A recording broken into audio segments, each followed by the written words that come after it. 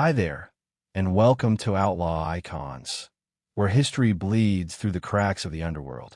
Tonight, we're stepping into the life of a man whose fury, charm, and unpredictability carved one of the most infamous paths in American Mafia history. Not the movie character, not the Hollywood legend, but the real Tommy, Thomas DeSimone, the violent Gambino-killing Lucchese associate whose chaos, brutality, and ambition inspired Goodfellas' unforgettable Tommy DeVito. Before we begin, tell us in the comments, where in the world are you listening from? And what time is it right now? We love watching this little underworld stretch across countries, cities, sleepless nights, and early mornings. And if you haven't already, hit subscribe and tap the bell. Every week, we disappear together into the shadows of the Mafia. One crime, one legend, one whispered secret at a time. Now settle in. Take a slow breath. Let the noise of the day fade into the dark. And prepare to walk beside a man who lived without fear, without rules, and without a future. Chapter 1. Born into the mob world, 1950 to 1963. He was only 5 years old the first time he saw a man bleed. The memory would stay with him like a fingerprint pressed against the inside of his skull. A pair of grown men shouting behind a half-closed door, then a sudden thud, then a slow, heavy groan that didn't sound human anymore. Tommy didn't move. He just stood in the hallway of that cramped Cambridge apartment, clutching a wooden toy car, staring at the thin strip of light under the door as something wet rolled across the floorboards. Years later, he wouldn't remember the faces, only the feeling. That strange mix of fear and fascination, as if the world had two versions, the one adults pretended existed, and the one only children caught glimpses of. And for Tommy DeSimone, the second version, the darker one, was the one that made the most sense. His family never talked about the violence around them. They swam in it the way fish swim in water, unaware it was anything unusual. Cambridge was only a temporary landing spot for the DeSimones, a place to catch their breath between storms. His grandfather had been murdered long before Tommy was born, killed in a hit tied to the old-school Gambino power struggles. Nobody offered details, but even as a boy he could sense that death was a kind of family inheritance, something passed down like a color or a last name. When adults whispered, he leaned in. When they silenced each other with a look, he noticed. And somewhere in those early years, a part of him began to understand that power didn't come from volume. It came from presence. When he was still young enough to need help tying his shoes, the family packed up and moved south to New York. The city felt alive in a way Cambridge didn't, humming with noise, street heat, and the low, constant tension of neighborhoods ruled by men who wrote their own laws.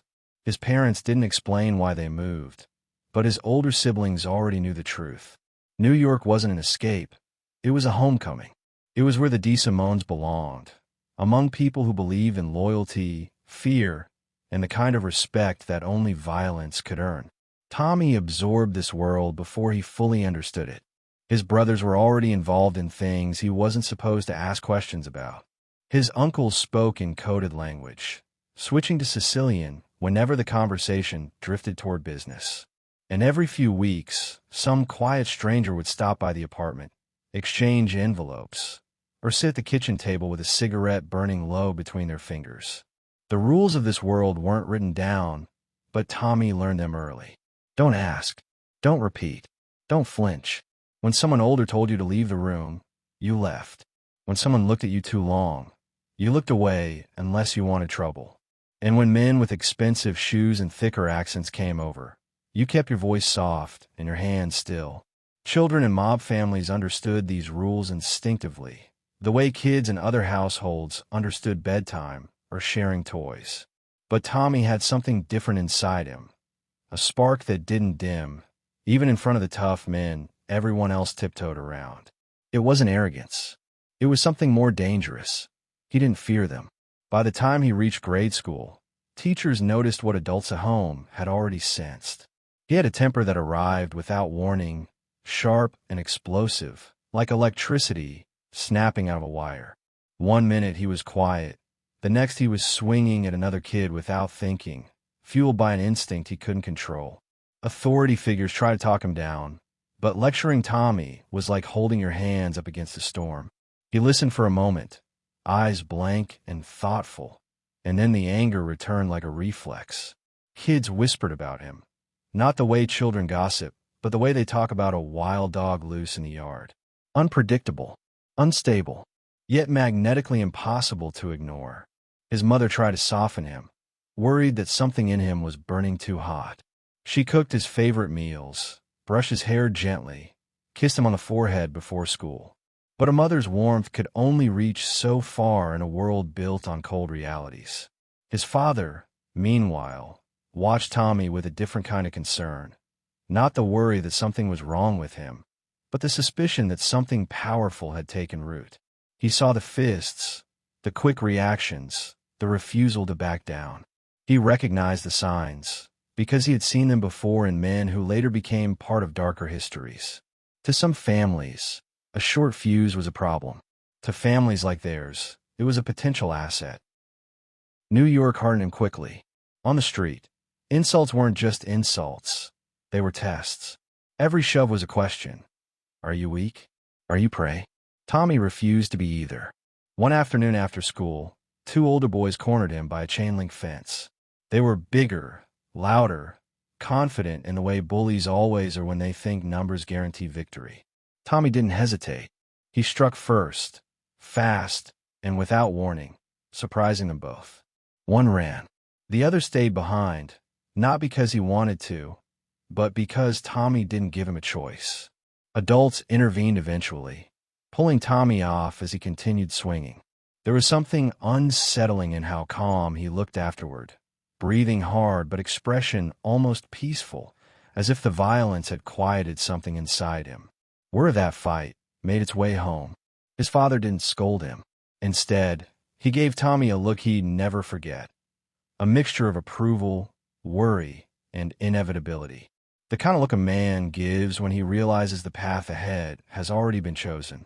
And the men who regularly came through their apartment, the uncles, the cousins, the friends of the family, began noticing the boy with the silent anger behind his eyes. They didn't call it potential. In their world, they called it promise. Tommy became a sponge, absorbing the rhythms of organized crime without being formally initiated into anything. He sat nearby while grown men talked about hijackings, bookmakers, debts, and neighborhood disputes. He learned that power in their world wasn't about noise or bravado. It was about precision, calculation, and the ability to deliver consequences without hesitation. And even though he was just a kid, the men noticed he never flinched when conversations turned dark. One summer evening, he overheard two older relatives arguing about a botched job. Their voices rose, chairs scraped, fists slammed on the table. Most children would hide.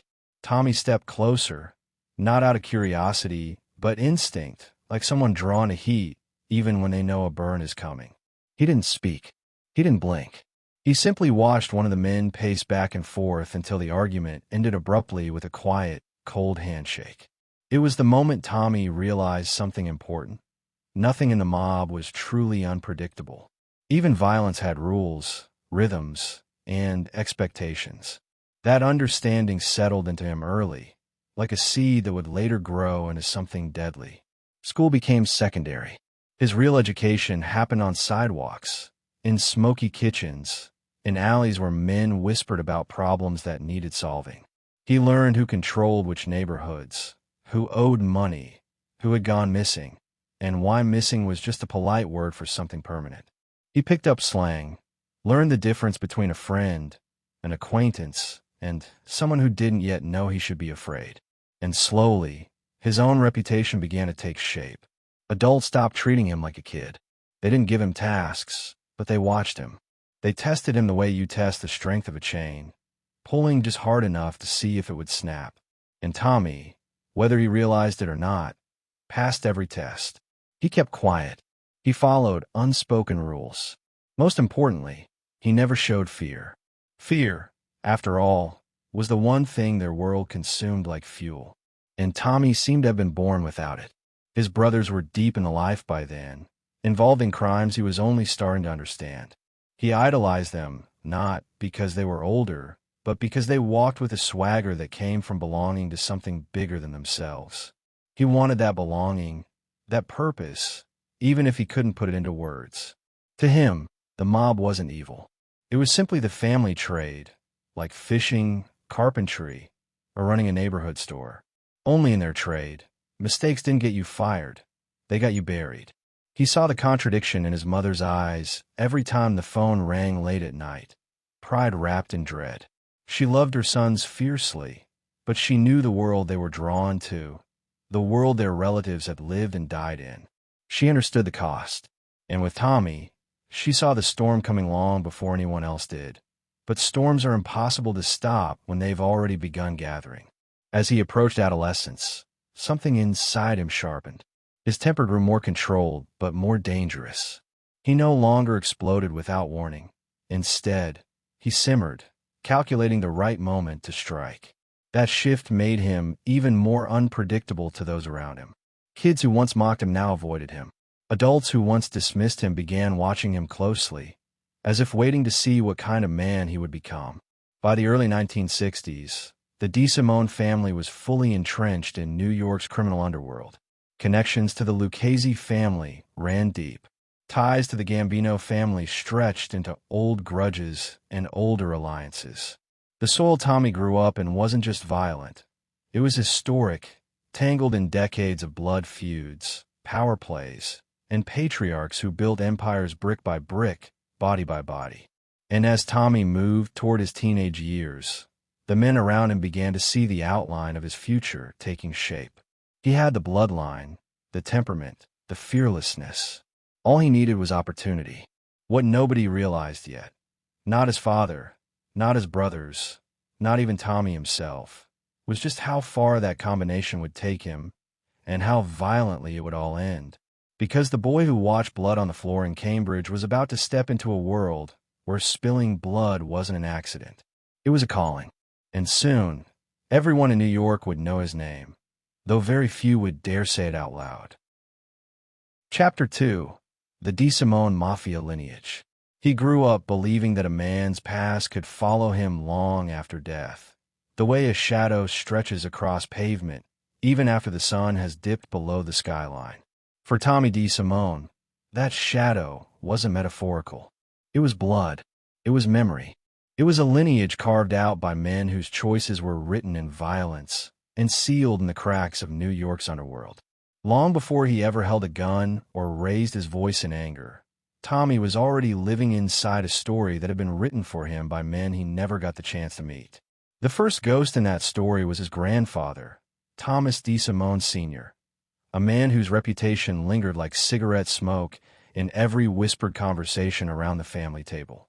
Tommy didn't know much about him at first, just fragments, hints, mentions of a time when the city was smaller, crueler, and the rules of the Mafia were enforced with the kind of brutality that made entire neighborhoods fall silent when certain names were spoken.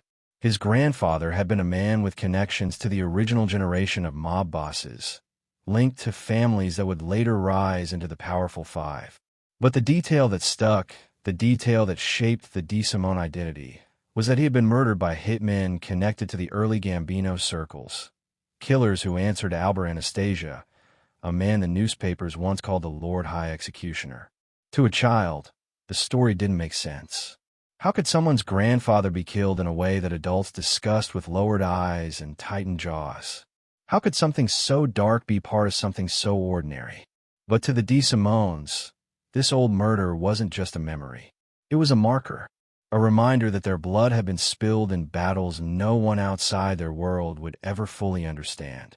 And when Tommy was old enough to grasp the outlines of that story, even without the specifics, he felt something stir. Not fear, not confusion, but a strange sense of belonging, as if violence had always been part of the family language, passed down like a dialect. The adults never told Tommy the full version of what happened to his grandfather, but he learned to read between silences the way other kids learned to read books. He noticed the shift in the room whenever someone mentioned the old days or spoke the name Anastasia. He noticed how his father's jaw would tighten, how his uncle's eyes would drift away, how one of his older cousins would mutter something under his breath in Sicilian and then shake his head. The story became less of a tragedy and more of an inheritance. The kind of inheritance that didn't come wrapped in pride, but in expectation. If the men around him had been ordinary blue-collar workers, he might have grown up believing the world was made of effort and opportunity. But they weren't. His father, Ralph, had long-standing connections to the Lucchese crowd, while his uncles were tied to both the Lucchese and Gambino families through marriages, alliances, and debts that went back decades. His brothers, Anthony and Robert, were older and already moving toward a life that Tommy admired in the same way other boys admired athletes or movie stars. They walked through rooms with confidence. They knew people. They understood the hierarchy of the streets, the tone of voice required when speaking to men who mattered. From a young age, Tommy sensed the difference between his family and the families of other kids. Their households had rules about chores, bedtimes, schoolwork. His household had rules about secrecy, loyalty, and understanding the weight of a name. If another child misbehaved, he got grounded. If a DeSimone misbehaved, an uncle might take him for a ride and explain, softly, seriously, how the smallest mistake could become the start of a much bigger problem. These weren't threats. They were lessons, sharpened by generations of experience. The DeSimone name had history attached to it, and history always demanded respect. As Tommy grew older, he became more aware of the responsibilities that came with being part of a lineage steeped in crime. He heard stories of uncles who vanished for weeks because they were handling business in other boroughs. He overheard arguments about debts that needed collecting, alliances that needed maintaining, and families that needed reminding of old agreements. He saw envelopes exchanged, voices lowered, and hands shaken in ways that held more meaning than any spoken words. And slowly, he came to understand that every man around him was living inside a system bigger than any one person. A system where loyalty could open doors and betrayal could end lives. His brothers shaped his world even more than his father did. Anthony, the middle brother, carried a toughness that bordered on arrogance, the kind of man who always looked ready for a fight, even when he was laughing. Robert was calmer, more calculating, with a stare that could freeze a room. They weren't role models by choice. They simply existed in Tommy's field of vision, filling his understanding of manhood with images of street power, quiet intimidation, and an ease with violence that seemed almost natural. When they left the house late at night, they carried themselves with purpose. When they came back early in the morning, they smelled of cigarettes, cologne, and adrenaline. And when people in the neighborhood saw them, they stepped aside. Tommy wanted to be like them, not because they were dangerous, but because they belonged. They had a place in the world, a role to play, and he wanted the same thing. Being a DeSimone wasn't just about blood. It was about identity, about being connected to a network of men who shaped the streets without ever stepping into the spotlight. And for a boy like Tommy, belonging wasn't just attractive, it was destiny. The deeper he moved into his teenage years, the more he felt the presence of the lineage sitting heavy on his shoulders. The family name opened doors, but it also cast expectations that pressed down on him. People didn't expect him to become a doctor or a lawyer.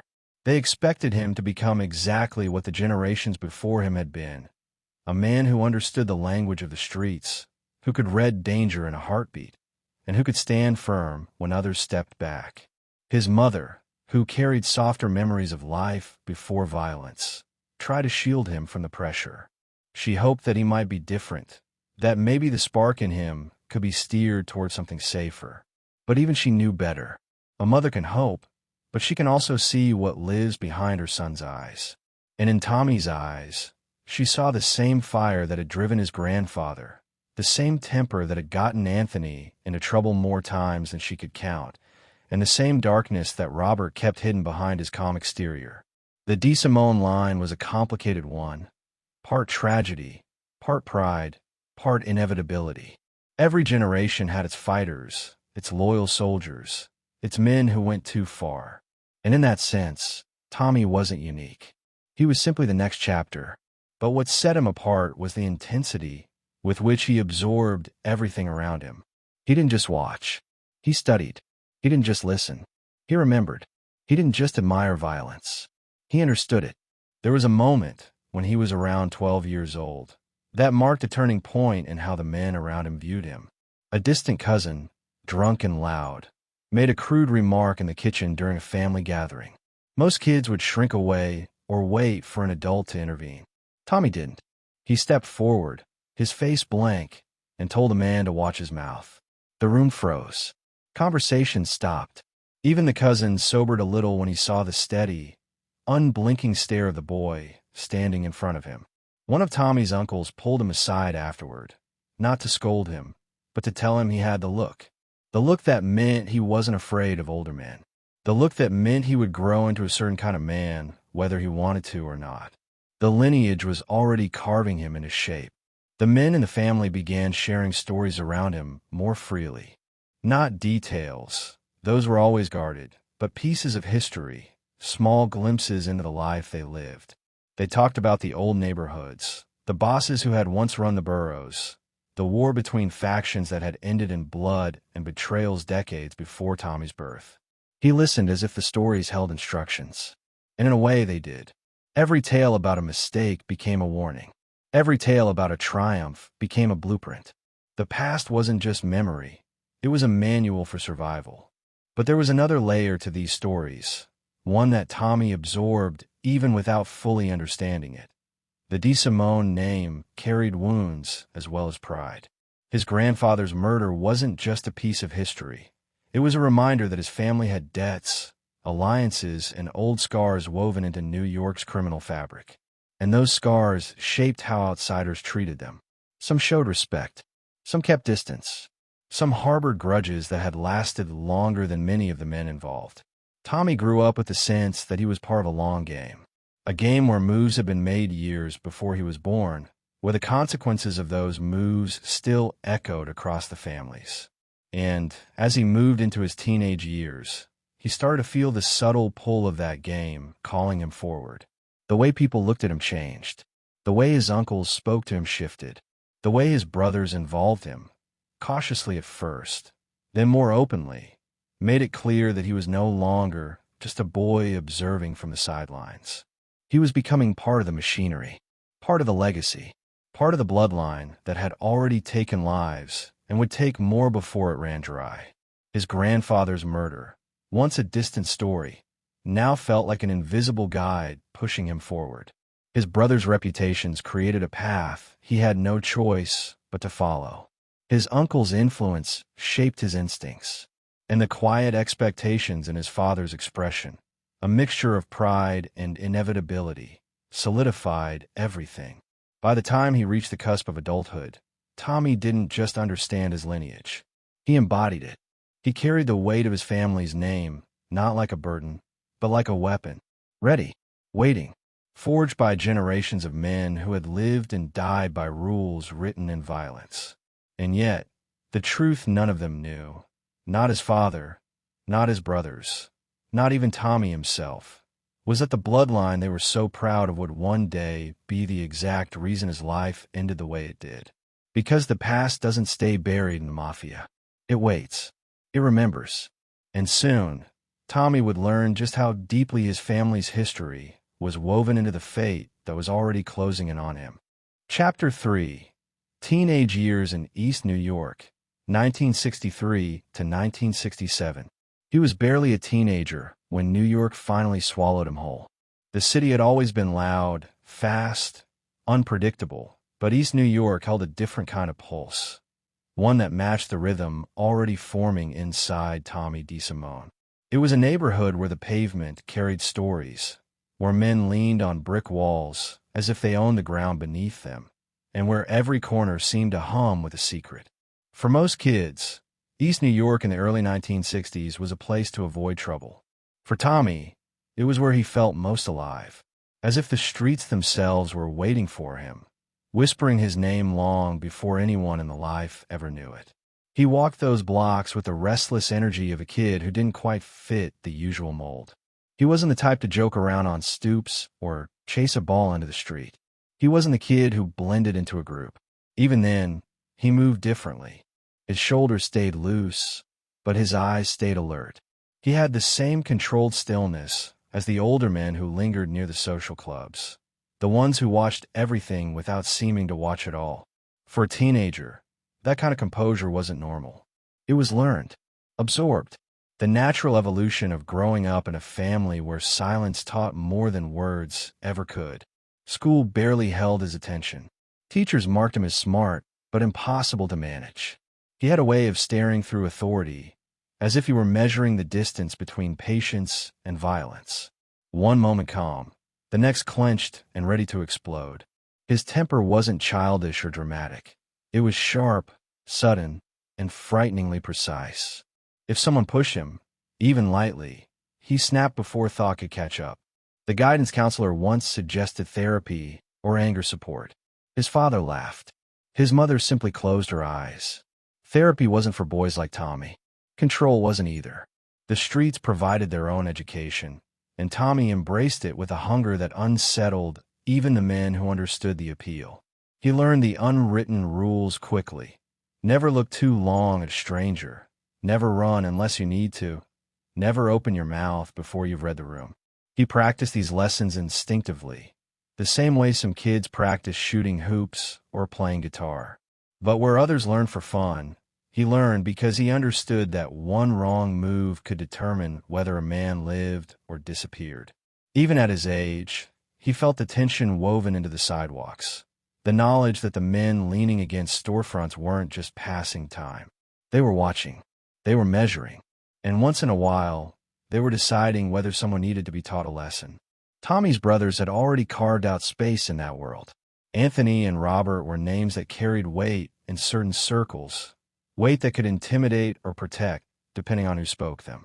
Tommy admired them, not in the simple way younger siblings admire older ones, but with the intensity of a kid who saw his future laid out like train tracks. Everything they did, the way they talked, laughed, shook hands, even smoked cigarettes, seemed to carry meaning. They weren't just living. They were performing a role that generations before them had perfected, and Tommy wanted to play that role too. He watched them closely, studying every move like a student shadowing a master. One night, when Tommy was around 13, he followed Anthony to a local bar where neighborhood men gathered after dark. The air inside was thick with cigar smoke and the sound of low conversations. Nobody asked him to leave. They let him sit in the corner, quiet as a shadow, listening. If these men were surprised by his presence, they didn't show it. If anything, they seemed to acknowledge him with brief nods, subtle glances, the kind of wordless recognition reserved for kids who were already one of theirs, even if the badge hadn't been earned yet. It was the first time Tommy felt what belonging truly meant. He wasn't just a DeSimone by blood. He was becoming one by spirit. These nights became a pattern. He followed his brothers through the neighborhood, absorbing the rhythm of their lives. Sometimes he stayed on the sidewalk while they met with older men behind closed doors. Sometimes he sat in the background of card games, the click of poker chips echoing in his ears. Sometimes he watched the way arguments unfolded, how the loudest voice rarely won, how silence could be a weapon, how a controlled stare could end a fight before it even started. These quiet observations were lessons, and Tommy treated them like scripture. He learned that power was subtle. It didn't require yelling. It didn't require chaos. True power was the ability to command a room with a single look. Men like that, the ones who didn't need to move to be dangerous, fascinated him. He recognized something of himself in them. A stillness, a calculation, a quiet that wasn't peace but coiled tension. But for all the control he admired, Tommy's own temper still slipped through, unpredictable and violent. One afternoon, walking home from school, a group of older teens cornered him behind a deli. They mocked his last name, a dangerous move they didn't understand, and called his brothers wannabes. Tommy didn't even feel the anger rise. It was simply there, a white flash, a crack of instinct. He lunged at one of them with a force that startled even himself. He didn't stop when the boy fell. He didn't stop when he tasted blood in his mouth from his own split lip. Adults had to pull him off. The boy ran home with a face so swollen that his own mother didn't recognize him. Word of the fight traveled fast. That night, an uncle showed up at the house, not to discipline Tommy, but to shake his head slowly, studying him with the expression of a man recognizing the inevitable. Loyalty became Tommy's anchor. If someone disrespected a member of his family, Tommy reacted without hesitation. Not because he wanted to impress anyone, but because something inside him believed that disrespect was a wound, one that could spread if left untreated. He handled these moments like an instinctive response, the way a body reacts to fire. Strike now, deal with the ashes later. His father began involving him in small errands, never calling them what they truly were. Go bring this to your uncle. Walk with your brother to the corner. Come say hello to someone. These weren't requests. They were invitations into the inner circle. Each errand brought Tommy closer to the men who shaped East New York's criminal backbone. They saw the sharpness in his eyes. They noticed how he listened more than he spoke. They recognized the simmering temper that could be either a weapon or a danger. And slowly, they began to test him. Their tests were subtle. One man asked Tommy to deliver a message across the neighborhood, watching to see if he understood the weight of discretion. Another handed him a roll of bills and told him to bring back exact change. Not because they cared about the money, but because they cared about whether he could be trusted with something that wasn't his. He passed every test with calm, steady compliance. Not once did he brag about these errands. Not once did he misunderstand their significance. He didn't treat them as chores. He treated them as stepping stones, each one proof that he was being watched, measured, and quietly approved. If there was one defining moment of this stage of Tommy's life, it came the night he accidentally walked in on a heated argument between two Lucchese associates at the back of a social club. The door had been cracked open. Voices spilled out, tense, clipped, furious. One man had accused the other of skimming from a loan operation. The threat of violence hung in the air like smoke. When the men noticed Tommy standing there, they expected fear. Instead, they saw something else, a lack of surprise, a quiet understanding, as if he already knew that arguments between men like them didn't end with apologies. One of the men told him to get lost. Tommy backed out of the room respectfully, then stayed just outside the door, still listening. Later that night, Anthony found him leaning against a brick wall and asked what he'd heard. Tommy repeated the argument word for word. Anthony's expression tightened, not in anger, but in recognition. The kid didn't just hear things. He remembered. He processed. He understood the implications. From that night on, more people in the neighborhood began watching Tommy with a subtle curiosity. Not as a child, not even as a rising kid, but as someone who might eventually be useful. His friendships faded, not because he pushed people away, but because normal kids didn't want to orbit someone who radiated so much unpredictability. And deep down, Tommy didn't want normal friends. He craved the thrill, the tension, the unspoken rules of the older men he admired. He wanted to belong to something that felt dangerous, meaningful, and bigger than the small world of teenage life. Every fight, every late-night errand, every overheard conversation pushed him closer to that path. By 16, he wasn't so much following his brothers anymore as walking beside them. When they entered a room, he was allowed in too. When they leaned against walls outside social clubs, nobody questioned why he was there. When they nodded to someone on the street, he nodded too. It was subtle, but in that world, subtlety was everything. The kid who once stood in the background was now being acknowledged as part of the structure. Not formally, not officially, but unmistakably. The men started including him in conversations, small ones at first. They asked for his opinions about neighborhood scuffles. They joked with him. They told him stories about the old days, not the sanitized versions, but the ones laced with violence, betrayal, and the consequences of disrespect. They wanted to see how he reacted. They wanted to see if he flinched. He never did. One evening, a Lucchese soldier told Tommy something he would never forget. "You don't gotta raise your voice, kid. Your eyes do the talking." Tommy didn't respond, but the compliment settled deep inside him. It confirmed something he had always suspected, that the quiet fire inside him wasn't a flaw. It was an inheritance. And yet, With all this growing acceptance, the one thing Tommy lacked was direction. He was ready. He was hungry, but he didn't know where to begin. He needed a mentor, someone who could take the raw temperament and mold it into something useful. His brothers were too involved in their own circles. His father was too cautious. His uncles were too spread across alliances. Tommy needed someone who saw not just the potential, but the weapon waiting to be shaped. That someone was already watching him. A man who would soon become more important than any brother or uncle. A man whose influence would mark the rest of Tommy's life. But Tommy didn't know that yet. He only felt the pull, the sensation that something was coming, something big enough to change the direction of his entire future. Because in the Mafia, destinies aren't chosen. They're assigned. And Tommy's assignment was about to arrive. And when it did, nothing in East New York, not his family, not his reputation, not even the quiet storm brewing inside. Chapter 4. Entering the Vario crew, 1967 to 1969. It began the way most things in Tommy DeSimone's life did, quietly. No lightning strike, no dramatic ceremony, no sudden proclamation that he was now walking among the men who shaped the criminal arteries of East New York. Instead, it was a nod, a gesture, a subtle shift in who stood beside him and who watched him.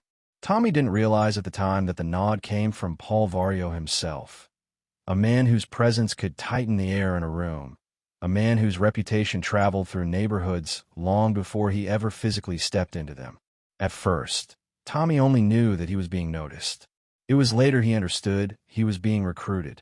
The first time Tommy truly entered Paul Vario's orbit was at a corner restaurant on Liberty Avenue. He had followed his brother Anthony inside after a tense meeting outside the social club across the street. The room felt carved out of shadows and whispers, the kind of place where conversation slowed as soon as the door opened. There were only a handful of tables, each occupied by men whose faces Tommy had seen in passing but never approached. They were soldiers, earners, men whose names carried history. And there, sitting with a glass of red wine held delicately between thick fingers, was the capo himself. Paul Vario didn't look at Tommy right away. Men like him never rushed. They made the world lean in. Tommy stood beside Anthony, hands locked behind his back, trying to read the atmosphere, trying to understand if he was allowed to breathe. When Paul finally lifted his eyes, they landed on Tommy with a weight that made the boy straighten without thinking. It wasn't fear. It wasn't awe. It was recognition, as if Paul saw something he already knew, not who Tommy was, but who he would become. Anthony introduced him. Paul nodded once, almost imperceptibly, then returned to his wine. And yet that small, quiet moment bent the trajectory of Tommy's life forever. A nod from Paul Vario meant one thing above all else. This kid was now on the path. Soon after, the errands increased, not the childish ones from earlier years, but ones with more weight, more subtle purpose. Bring this envelope. Watch this corner. Ride along with your brother, but don't speak unless spoken to. These weren't random chores. They were tests wrapped in routine. And Tommy approached each one with the same fierce concentration he once used to win fights in back alleys. He didn't need explanations. He could feel the eyes on him, measuring whether he would fold, whether he understood the significance of being allowed this close to the Vario crew. And he did. He understood enough to know that being invisible was sometimes the greatest show of respect. But the day everything changed, the day Tommy truly stepped into the life, came without warning.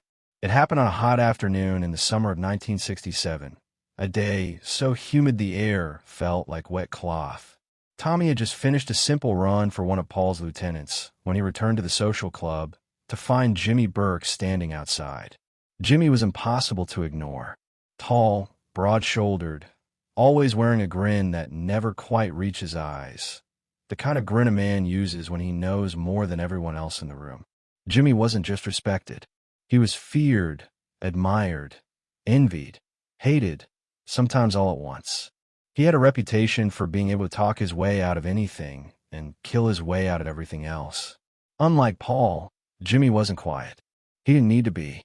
His charm was its own kind of weapon. Tommy had seen him around before, but had never been close enough to speak to him. That day, Jimmy looked at him with an interest that made the hairs on the back of Tommy's neck rise. "You Anthony's kid brother?" Jimmy asked. Tommy nodded. "You fight like him?" Tommy didn't answer. He didn't need to. Something in his stare made Jimmy's grin widen. "Good," Jimmy said, stepping aside and jerking his head toward the club. "Come inside a minute." That moment, that simple nod of Jimmy's head, was the doorway Tommy had been waiting his entire life to walk through.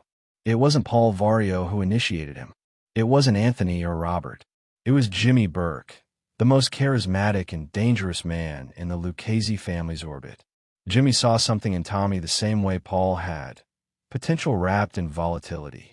A young man with a fuse so short it might as well have been a spark. To some men, that was a liability. To Jimmy, it was a tool. Inside the club, Jimmy didn't bother introducing Tommy. He didn't have to. Everybody already knew who he was. The DeSimone kid with the ice-cold stare and the unpredictable temper. Men watched him from the edges of cigar smoke, saying nothing. Tommy stood still, hands in pockets, observing the rhythm of the room the same way he'd spent his childhood observing the adults around his family. And Jimmy watched him watch. It was a test. Everything was a test. The first job Jimmy gave him was laughably small: stand by the door and keep an eye out for a man who owed money. The job could have been done by anyone. But Jimmy wanted to see how Tommy handled pressure, if he understood the unspoken rule. You didn't just look, you interpreted. You understood posture, clothing, expression, the tone of a man's walk. And Tommy did. He stood at that door like a soldier guarding a kingdom, absorbing every detail, every shift in sound, every glance thrown his way. When a man finally appeared, Tommy didn't need to ask. He recognized him the second he saw the nervous shuffle in his step. Jimmy smiled that same half-grin when Tommy pointed him out. "Good," he whispered. "You notice things most people miss." And from that moment on, Tommy wasn't a bystander anymore. He was part of Jimmy's crew. Not officially. No kid his age could be. But practically. Jimmy put him in cars. Put him on corners. Put him on jobs that required silence, observation, or occasionally intimidation. And Tommy excelled in all three. Paul Vario began to take a more direct interest as well. He asked about Tommy. He asked for updates. And slowly, Tommy became woven into the fabric of the crew. He wasn't a soldier. Not yet. But he was on the path to becoming something more dangerous. The young, loyal, fearless kid who would do anything asked of him without hesitation. To men like Paul and Jimmy, that was gold. His first real taste of criminal work came through hijackings. These weren't dramatic Hollywood robberies. They were quick, efficient, calculated. Jimmy had a talent for hijacking trucks from JFK Airport without leaving a trace. And he needed trusted, quiet young toughs to help him move the goods. Tommy fit perfectly. He learned to follow the trucks discreetly, to watch for police, to handle the drivers without unnecessary violence, but with enough threat that they never asked too many questions. He discovered he liked it. Not the theft itself, but the order of it, the precision, the rush of working alongside men he had admired since childhood. When they slapped him on the back after a job well done or handed him a small cut of cash, something inside him swelled. Approval. Belonging. A place in the world. But with every success came deeper involvement. And with deeper involvement came exposure to men whose reputations were built on brutality. Real brutality, not the schoolyard scuffles Tommy had grown up in. These were killers. Enforcers. Men who solved problems with bats, blades, and bullets. And instead of shrinking from them, Tommy stepped closer, drawn in by the same electric thrill that had pulsed through him since childhood whenever violence hovered in the air. One evening, long after midnight, Jimmy took Tommy for a drive through Brooklyn. The streets were nearly empty, the world reduced to dim streetlights and the hum of the engine. Tommy didn't know where they were going, but Jimmy wasn't the kind of man you questioned. They drove for a while, until Jimmy pulled over near a warehouse loading dock and shut off the engine. "You listen more than you talk," Jimmy said. "I like that." Tommy stared straight ahead. "And you got that thing in you," Jimmy added. "The thing that can't be taught." Tommy didn't move. "Fearlessness," Jimmy clarified. Most guys, they act tough. You? You are tough. Tommy felt something tighten in his chest. These weren't compliments. They were confirmations of who he was, of who he was becoming, of what the men he admired saw in him. But then Jimmy leaned closer, his voice dropping into a whisper. Thing is, fearlessness can get you killed if you don't learn control. Tommy finally turned his head, meeting Jimmy's eyes. I can teach you that, Jimmy said. And just like that, the trajectory of Tommy DeSimone's life snapped into place. Jimmy Burke became more than a mentor. He became a blueprint, a model of charm wrapped around violence, a man who could smile at you while planning your funeral. To Tommy, it was perfection. Over the next 2 years, Tommy grew more integrated into the crew. He learned how to steal cars in under 60 seconds. He learned how to read men, the tells, the lies, the fear. He learned when to step forward and when to stay silent. Jimmy trusted him more. Paul relied on him more. And every job he did seemed to feed the growing fire inside him. But there was another side to Tommy developing during these years. The temper that had once made him a volatile boy was becoming something far more dangerous. Controlled rage. Directed violence. The crew didn't discourage it. They shaped it. They rewarded it when it helped them. They ignored it when it didn't. Tommy began to understand that violence wasn't just reaction. It was currency. And he had plenty to spend. There were whispers already. Stories about the DeSimone kid who didn't hesitate, who didn't blink, who didn't back down even when older, tougher men tried to test him. Jimmy liked those whispers. Paul liked them too. But there were others in the neighborhood who found them unsettling. Too much violence, too much unpredictability, too young. Men whispered that Tommy wasn't like the others.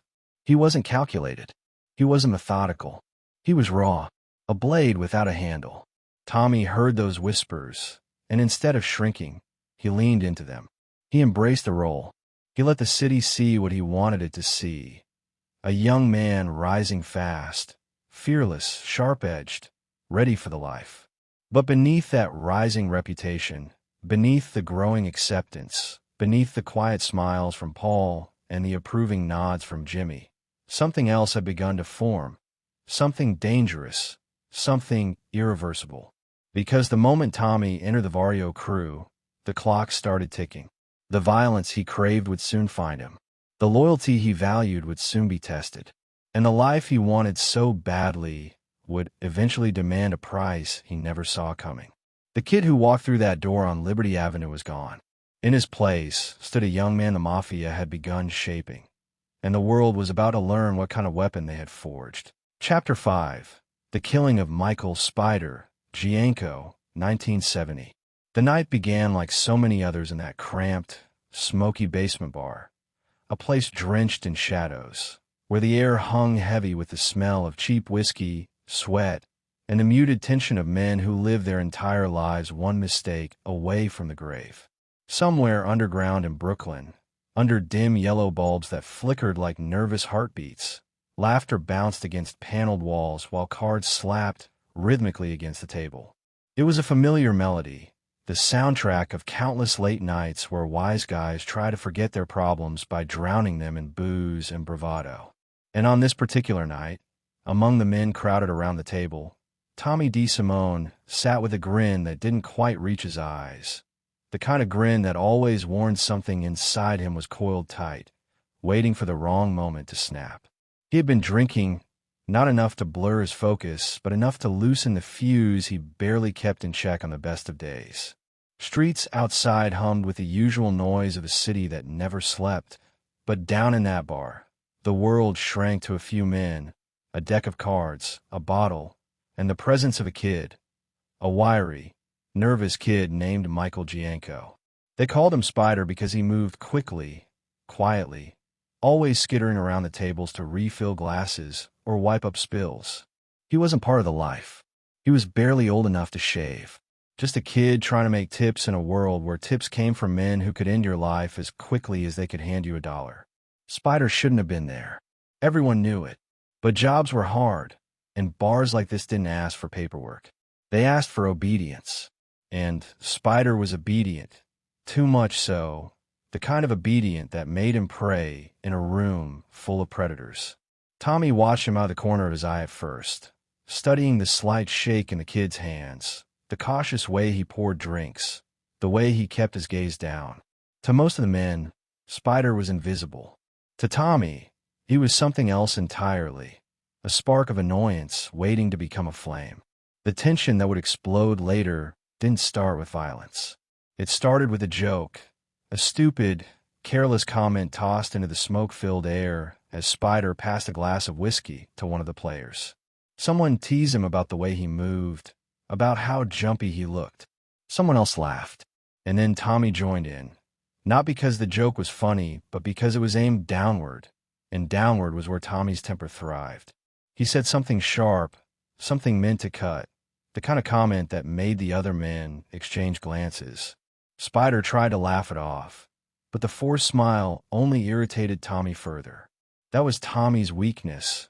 He despised weakness in others because he refused to acknowledge it in himself. So when Spider trembled slightly as he poured another drink, Tommy slapped the glass out of his hand. The room tensed. Spider froze, eyes wide, cheeks burning red. The other men waited to see what Tommy would do next. Some hoped he would drop it. Others knew him too well to hope for anything that fragile. "Dance," Tommy said, the word wrapped in a cruel smile. The kid didn't understand at first. He blinked, confused, his young face caught between fear and disbelief. Tommy lifted his gun from the table with a slow, deliberate motion and pointed it at the floor near Spider's feet. The music from upstairs seeped down through the wooden staircase, muffled, steady, indifferent. Tommy fired a shot, and the explosion shook the walls. Spider jumped, stumbling backward, nearly falling over his own feet as the men around the table erupted into laughter. Tommy laughed too, but there was no warmth in it. Only hunger. Only the thrill of watching someone else fear him. He fired again, closer this time. A splinter of wood shot up and grazed Spider's ankle. More laughter. More tension hiding behind it. Jimmy Burke was watching from the table, chewing his gum slowly. Eyes narrowed the way they always were when he was deciding whether to intervene or let the chaos play out. Jimmy didn't like unnecessary violence, but he understood it. He understood men like Tommy, men who needed an outlet, men whose tempers could be shaped but never fully controlled. He would have stopped Tommy if he sensed real danger. For now, he let it continue. "Come on, kid," someone shouted. "Dance for him." Spider tried to smile again, but it faltered under Tommy's stare. Another shot fired. This time, the bullet tore through the boy's foot. He collapsed onto the ground, clutching it, his face contorted in agony. The laughter died instantly. Pain had a way of sobering even the drunkest men. Tommy leaned back in his chair, satisfied, not because he'd hurt the kid, but because he'd felt something shift, a spark of dominance, a sense of control.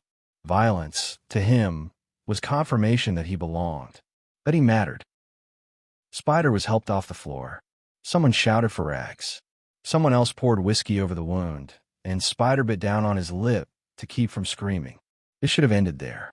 It should have been one of those ugly moments that everyone regretted the next day, but pretended never happened. The kid would heal. The men would forget. Tommy would laugh it off. But fate has a strange way of circling back to moments like these.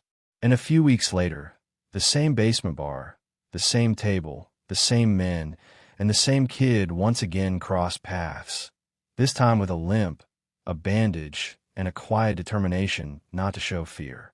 Spider returned to work. Maybe he needed the cash. Maybe he believed the men would treat him differently. Maybe he thought Tommy wouldn't try anything again. But when Tommy saw him limping through the bar, carrying drinks with slow, cautious steps, something ignited in his chest. Not guilt, not empathy, but annoyance. The limp reminded him of that night, reminded him of the moment when the kid had dared to wince, dared to bleed in front of him. And Tommy didn't like reminders. Spider poured drinks at the table, moving around Tommy as if stepping near a sleeping predator. The men teased him again. It was light at first, harmless, even. But Tommy wanted something more. He wanted that spark again, that thrill of seeing someone crumble under his stare. When Spider passed behind him, Tommy called out his name. Spider paused, eyes locked on the tray in his hands. "You okay there, kid?" Tommy asked, voice dripping with mock concern. Spider nodded quickly. "Good," Tommy said. "Because I think you owe me a drink." Spider stepped forward, hand shaking as he poured whiskey into Tommy's glass. The drop of liquid hit the table. Tommy's eyes narrowed. "Careful," he muttered. "Don't spill again." Spider mumbled an apology. That was when it happened. A moment so small, so fragile, that most men in the room didn't even notice. Spider made a mistake. Not a physical one. A verbal one. He muttered something under his breath. Something Tommy interpreted as disrespect. Something he felt cut directly through the thin layer of patience he possessed. "What was that?" Tommy asked, voice sharp. Spider hesitated. He knew he'd said the wrong thing. But instead of groveling, instead of lowering his head and pleading, he said something Tommy never expected. Something that would seal his fate. He told Tommy to go screw himself. It wasn't loud. It wasn't bold. It wasn't even defiant. It was exhausted. Fed up. A kid pushed so far past fear, he didn't care what happened next. The room froze.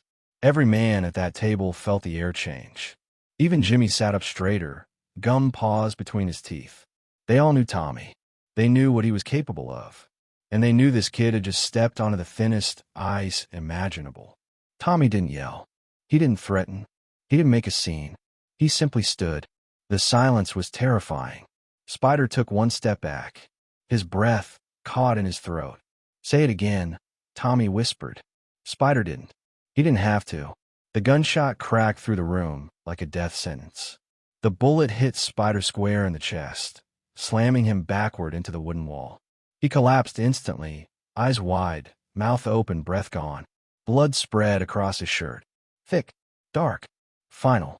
For a full second, nobody moved. Even Tommy seemed stunned, not by the act, but by how quickly the room felt different, as if the world had shifted by a fraction of an inch. Jimmy broke the silence first. "What the hell is the matter with you?" he shouted, standing so quickly his chair scraped across the floor. It wasn't outrage. It was frustration, disbelief, because Tommy had crossed an invisible line. Killing a grown man was one thing. Killing a made man was another. But killing a kid, a harmless, unarmed kid, that was the kind of mistake that haunted reputations. That drew heat. That made even hardened wise guys pause. Tommy didn't flinch. He didn't defend himself. He didn't apologize. He simply stared at the body on the floor, as if trying to understand what he had done, not morally, but strategically. Jimmy paced with his hands on his head. Another man cursed under his breath. Someone rushed to check Spider's pulse, but the tremor in his voice when he said the kid was gone told everyone what they already knew. Dead. A boy barely old enough to be there. Killed because Tommy couldn't let a wounded kid speak to him like an equal. And in that moment, something shifted inside the crew. They saw Tommy clearly for the first time. Not the eager kid with potential. Not the rising soldier with a sharp eye. Not the loyal pup nipping at Jimmy Burke's heels. They saw the danger. Real danger. The kind of danger that didn't discriminate. The kind that didn't think before acting. The kind that could kill anyone, at any time, for any reason. Jimmy stared at Tommy with a mix of anger and something deeper, disappointment. "You're out of your mind," he muttered. Tommy finally looked up, eyes calm, empty, unbothered. "He insulted me," he said quietly, as if that explained everything, as if that was enough. And in Tommy's world, in the twisted, violent logic he carried inside him, maybe it was. The Spider murder would follow him for the rest of his life. Not because it made him feared, though it did, but because it made him unpredictable, unstable. A man whose fuse wasn't short. A man who had no fuse at all. And though nobody realized it in that moment, this killing, this senseless, brutal killing, was the first real sign that Tommy DeSimone's story would not end with wealth, power, or retirement. It would end the way all unstable stories end.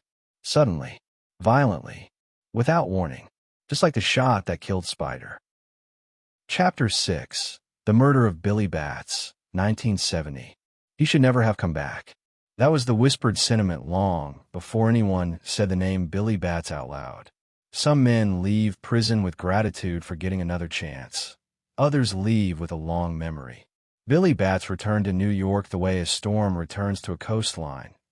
Loud, inevitable, and carrying the weight of everything that had been left unresolved. His release party was supposed to be a celebration, a reunion of old faces, a moment of triumph for a Gambino-made man who had served his time without flipping. But for Tommy DeSimone, it was something else entirely. It was a collision waiting to happen, a spark inching toward a pool of gasoline that had been collecting for years beneath the surface of East New York. The tension didn't start that night in the bar. It started decades earlier, woven through family history like a thread soaked in kerosene. The DeSimones had never forgotten what the Gambino circles had done to their blood. Tommy grew up hearing muttered stories about old grudges, about the murder of his grandfather, about debts that were never paid and respect that was never extended. He didn't know all the details, but he knew enough to feel something dark settle in his chest whenever a Gambino name was mentioned. And Billy Bats was not just any Gambino. He was old school, connected. A man who had survived the violent era of Anastasia's reign and lived long enough to return as a symbol of power. But grudges alone don't kill people. Moments do. Moments where words hit the wrong nerves, where pride rises like a wave too big to hold back. And pride, for men like Tommy and Billy, wasn't just personal, it was currency. A single insult could bankrupt a man's reputation. A single slight could be interpreted as a declaration of war. When Tommy walked in a Henry Hills bar that night, he did not expect a confrontation. He didn't even expect Billy to be there. The place was humid and packed with people laughing, drinking, telling exaggerated stories, the way mob guys always did during homecoming parties. Music thumped through the wooden walls.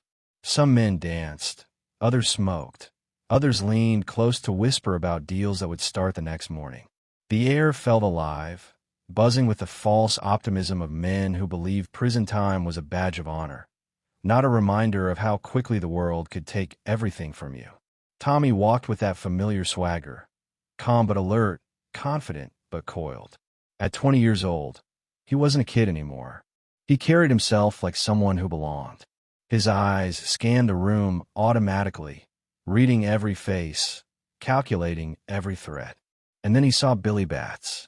The older man was surrounded by admirers, men clapping him on the back, shaking his hand, telling him how good he looked. Billy grinned, telling stories about prison food, dirty guards, and schemes he had cooked up behind bars.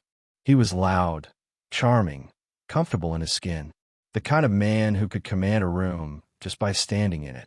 When he saw Tommy approaching, Billy's grin widened even more. Not with affection, but with something edging toward mockery.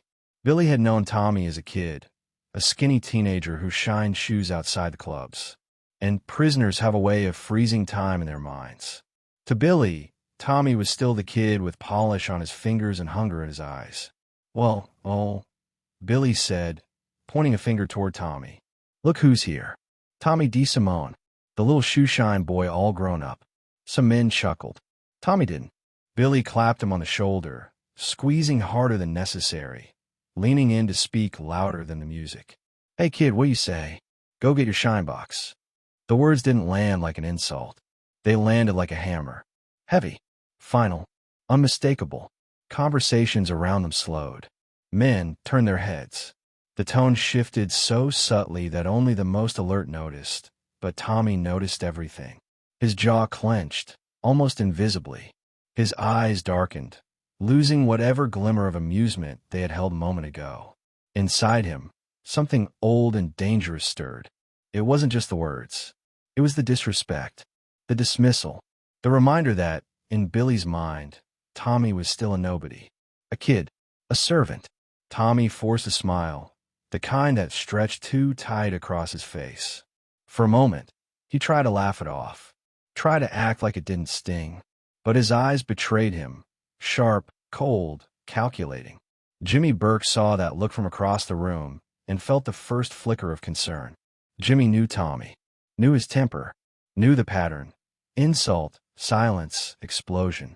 He pushed away from the bar, ready to intervene if things escalated. Billy kept talking, not sensing the shift in the air, or sensing it and ignoring it. He leaned in, voice booming, repeating the words with a laugh that didn't match the tension rising like smoke. "Come on, Tom. I'm busting your balls. Go get your shine box, kid." Tommy's smile vanished. "I'm not shining shoes anymore, Billy," he said quietly. And then, before anyone could register the change, Tommy turned and walked out. Some men exhaled. Others exchanged glances. Jimmy muttered a curse and followed him, knowing exactly what was coming. Tommy's exit wasn't retreat, it was strategy. When he walked away from a fight, it meant the fight wasn't over. It meant he was choosing where and when it would happen. Choosing control. And that was always a bad sign. Outside, the cold air hit him like a slap. Tommy paced, fists clenched, breath sharp and fast. Jimmy tried to calm him down, but Tommy wasn't listening. He wasn't seeing the street or the cars or the neon lights. He was back in every moment of humiliation he'd ever felt. Back in the shadow of men who underestimated him. Back in the long history of his family's insult at the hands of Gambinos. Billy's words weren't just a joke. They were an echo of the past. An attack on his pride. His lineage. His manhood. And Tommy wasn't the type of man to allow echoes. He silenced them. He stood still for a long time, breathing heavily, jaw working back and forth as if chewing on rage. Jimmy placed a hand on his shoulder. "Forget it," Jimmy said. "He's drunk. Let it go." But Tommy just shook his head slowly. "He disrespected me." Jimmy exhaled. When they re-entered the bar, the mood had shifted back towards celebration. Billy was laughing, telling another story, already moving on with his night. But Tommy hadn't moved on. He walked to the bar, grabbed a drink, and stood silently in a corner, watching Billy with a stare so cold it seemed to dim the lights around him. Hours passed. Drinks flowed. The music grew louder. But beneath it all, tension simmered like a pot about to boil over. Billy drifted toward the front door, still chatting animatedly. As he passed Tommy, he made the mistake of reaching out, patting him on the cheek like an old uncle greeting a child. That was it. Tommy lunged. There was no warning, no shout, no moment of hesitation. He hit Billy so hard the older man staggered back into the bar, crashing into a table. The room froze. Cards stopped midair. Drinks tilted dangerously toward the edge of their glasses.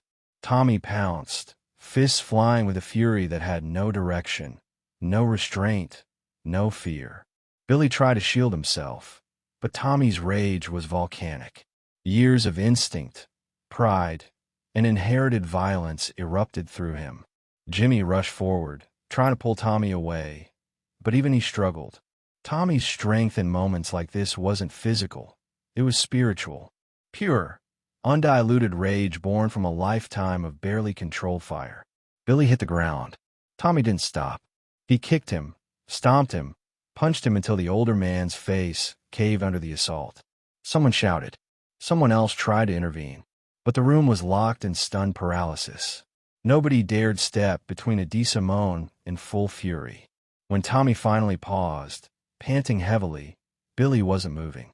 Blood pooled beneath his head, dark and viscous. The silence was suffocating. Jimmy knelt beside the body, checking for a pulse, cursing under his breath when he found the faintest sign of life. Billy wasn't dead. Not yet. But he was beyond the point of recovery, without medical help. And that was the problem. Billy wasn't just a man. He was made. A Gambino-made man. A man whose death without permission was a direct attack on the family. A death sentence for the killer. Jimmy knew it instantly. He grabbed Tommy by the shirt, shaking him. "Do you know what you just did? Do you have any idea what this means?" Tommy stared blankly, adrenaline still buzzing through his veins. He looked like a man waking from a dream he didn't want to leave. "He told me to get my shine box," Tommy said, as if that justified everything. As if that was enough. Jimmy exchanged a look with Henry Hill. A silent agreement passed between them. They had to finish the job. If Billy survived, Tommy was dead. If Billy died, Tommy was still dead, but there was a chance to hide the body long enough to delay the inevitable. They lifted Billy's limp form, dragging him out the back door. His shoes scraped against the concrete, leaving faint streaks of dust and blood behind. Tommy followed, breathing heavily, wiping blood from his knuckles with the back of his sleeve. The night outside was unforgivingly cold. Their breaths rose like ghosts in the darkness. They shoved Billy into the trunk of a car and slammed it shut. The sound echoed through the alleyway, a metallic punch of fate. As they drove toward a quiet, deserted house owned by one of Jimmy's associates, Tommy sat in the back seat, staring out the window. The adrenaline slowly leaked out of him, replaced by something more sinister: satisfaction. He didn't look scared, didn't look regretful. He looked calm, centered, as if violence steadied him the way silence steadies others. They carried Billy's body into the house and laid him on the kitchen floor. Tommy stood over him, breathing slowly, eyes locked onto the mangled face. Jimmy reached for a knife. Henry grabbed plastic sheets. They were moving quickly, mechanically, men who had done this before. Billy groaned. The three men froze. Billy wasn't dead. Tommy didn't hesitate. He stepped forward and stabbed Billy in the chest, again and again, each movement sharp and decisive. Henry looked away. Jimmy didn't try to stop him. The kitchen floor became soaked with blood, spreading outward like a dark, expanding shadow. When Billy finally stopped moving, the air felt heavier, the silence deeper, the death more real. They buried the body in the ground behind the house, covering it with dirt, tamping it down with shovels. It was temporary, they all knew that, but it was the only option they had. They worked in silence, the cold earth clinging to their hands and clothing. As they finished, Jimmy looked at Tommy, really looked at him, and something shifted in his expression. It wasn't anger or fear. It was understanding. A resigned, grim understanding. Tommy wasn't just a soldier. He was a weapon the Mafia could use, a weapon the Mafia would fear, a weapon the Mafia would eventually destroy. And Tommy, standing under the moonlight with blood drying under his nails, didn't sense any of that. He only felt the calm that always came after chaos. Billy Batts had insulted him. Now Billy Batts was gone, and fate, quietly and mercilessly, had already begun planning the end of Tommy DeSimone. Chapter 7: Rising Power Through Violence, 1970 to 1972. Violence has a way of changing a man, even if he doesn't realize in the moment the blood hits his knuckles or the silence settles after the screaming stops. It doesn't reshape him suddenly or with ceremony. It creeps in, quiet and gradual, until one day he wakes up and realizes he no longer reacts to the world the way ordinary people do. For Tommy DeSimone, the change had already begun long before Billy Batts took his last breath under the cold dirt of that Queens backyard. But it was after that murder, after the adrenaline faded, after the crew cleaned the floor, after the fear of retribution sank deep into their bones, that Tommy truly began to transform into something else. Something sharper, something darker, something dangerous even to the men who had once helped shape him. The weeks following the Batts killing felt like drifting through fog. Everyone was tense. Everyone was cautious. Jimmy Burke barely slept. Henry Hill chain-smoked until his lungs ached. Even the most seasoned men of the crew walked with the uneasy awareness that they were living with a ticking bomb under their feet. But Tommy didn't change. Not in any noticeable way. He wasn't restless. He wasn't paranoid. He didn't pace in the middle of the night or whisper to himself the way guilty men sometimes do. If anything, he seemed calmer. There was something chilling about that. Men who kill impulsively usually unravel afterward. Guilt, fear, nightmares, paranoia. Tommy didn't unravel. He centered. He sharpened. As if violence had validated something he had always suspected about himself, that he was built for it. Jimmy noticed first. He watched Tommy across dimly lit rooms, noting the way he carried himself now. More deliberate, more confident, more willing to step in a heat without hesitation. The older mobsters in the neighborhood noticed too. They couldn't put their finger on what had shifted, but they sensed it. A coldness, a steeliness, a kind of quiet that didn't signal peace, but pressure. One night, Jimmy pulled Tommy aside after a hijacking job at JFK. As they unloaded stolen cargo from the back of a truck they'd lifted with almost insulting ease. The air smelled of gasoline and wet pavement. Tommy leaned against the hood of the car, lighting a cigarette, hand steady, breath even. "You're getting a reputation," Jimmy said, watching him. "Guys are talking." Tommy blew out a slow cloud of smoke. "Good things or bad things?" Jimmy shrugged. "Depends on who you ask." But Tommy wasn't concerned. Reputation, to him, was a currency more valuable than money. Fear was leverage. Respect was armor. And unpredictability, his greatest flaw to the outside world, was a weapon inside the circles he moved in now. Every job he did for the crew seemed to reinforce this. He became the man Jimmy called when someone needed to be scared into paying a debt. The man Paul Vario called when a message had to be sent without hesitation. The man Henry called when a situation felt like it might spiral out of control. Tommy didn't hesitate. Ever. He didn't ask questions. He didn't negotiate. He delivered consequences. It started small. A gambler who owed money and claimed he was broke. Tommy found him at a deli counter, grabbed him by the shirt, and slammed his face into a glass display hard enough to crack it. "Pay," was all Tommy said, and the man paid the next day. Then there was the mechanic who tried to overcharge one of the crew's cars. Most men would have argued or told him to be careful. Tommy walked into the garage with a tire iron, shattered the man's kneecap, then calmly drove the car out without paying a cent. But the violence wasn't always so structured. Sometimes it leaked out in ways no one anticipated. At a neighborhood bar, a man accidentally bumped into Tommy while reaching for his drink. Before anyone could blink, Tommy pistol whipped him across the face, shattering his nose and sending him to the floor unconscious. Henry had to drag Tommy out of the bar before police arrived. People whispered about his temper, about the way it ignited without warning. Men who once joked around him stopped making jokes. The casual laughter that filled the background of mob hangouts grew muted when Tommy walked into the room. Some men nodded respectfully.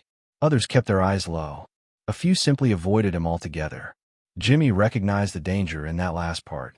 In their world, the moment people avoided you, you became harder to control, harder to predict. And unpredictability was a liability only until it became useful. Once it became useful, it often turned lethal to everyone. But Tommy wasn't thinking about danger. He was thinking about momentum. He felt unstoppable, as if every confrontation, every beating, every job made him more essential to the crew. He believed, deeply and sincerely, that fear meant success. And in some ways, he was right. When a truck hijacking went sideways and the driver tried to fight back, Tommy knocked him unconscious with a single blow, then calmly told the rest of the crew to move the cargo. No panic, no shouting, no hesitation, just action. Jimmy was impressed. Henry, who had seen Tommy do worse, still felt the familiar chill crawl up his spine. "Kid's an animal," another crew member muttered one night. Jimmy shook his head. "He's more than that. He's useful." Useful. It was both a compliment and a warning. Useful men in the Mafia lived long enough to become threats, and threats were eliminated. Still, Jimmy kept Tommy close. Not out of loyalty, but because Tommy was effective. He scared people into paying debts with speed and efficiency. He helped enforce control in neighborhoods where respect was slipping. He was young, eager, and had no hesitation when it came to violence. Qualities that made men like Paul Vario quietly approve of him, even when they shook their heads at his recklessness. And yet, beneath the rising power and quiet approval, the storm around the bats' killings still lingered. Whispers grew louder in the Gambino circles. Some suspected a burial site. Others suspected more violent ends. But nobody had proof. And without proof, nobody acted. Fair warning in the mob rarely came with announcements. It came in silence, in the stillness before the strike. Tommy didn't feel the danger yet, but it hovered around him like static in the air. There was a night that revealed just how much Tommy had changed. Late, after a long run of hijackings, the crew gathered at a quiet bar, drinking and playing cards, trying to unwind. A man sitting at the table kept eyeing Tommy. Nobody knew why. Maybe he was drunk. Maybe he didn't like Tommy's reputation. Maybe he envied the way Jimmy treated him like a rising star. Whatever the reason, the man finally muttered something under his breath. A slur, a challenge. Nobody really heard the full sentence.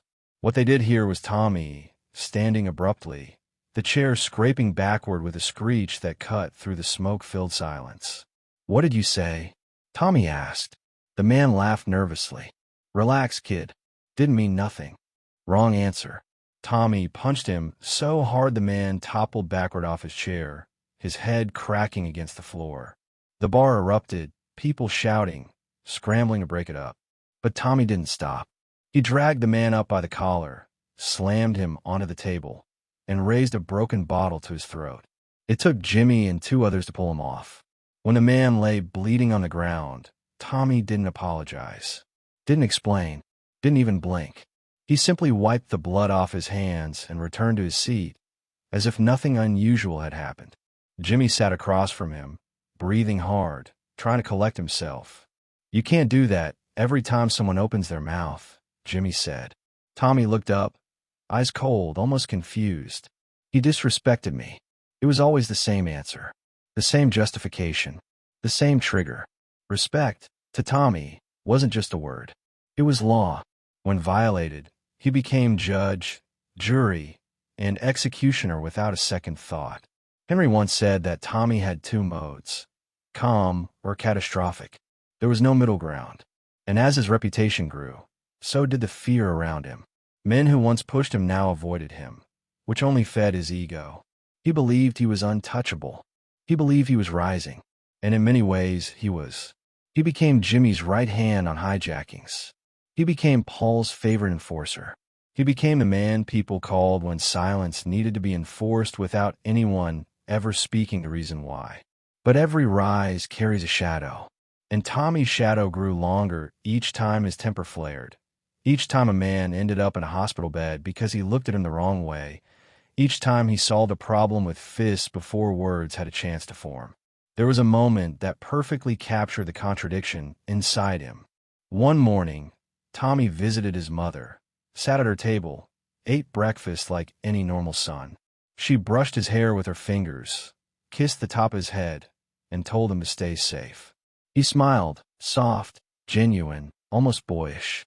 But that same afternoon, he beat a man so savagely behind a warehouse that even the crew members who helped him stood frozen afterward, unsure of how to move, unsure of what they had just witnessed.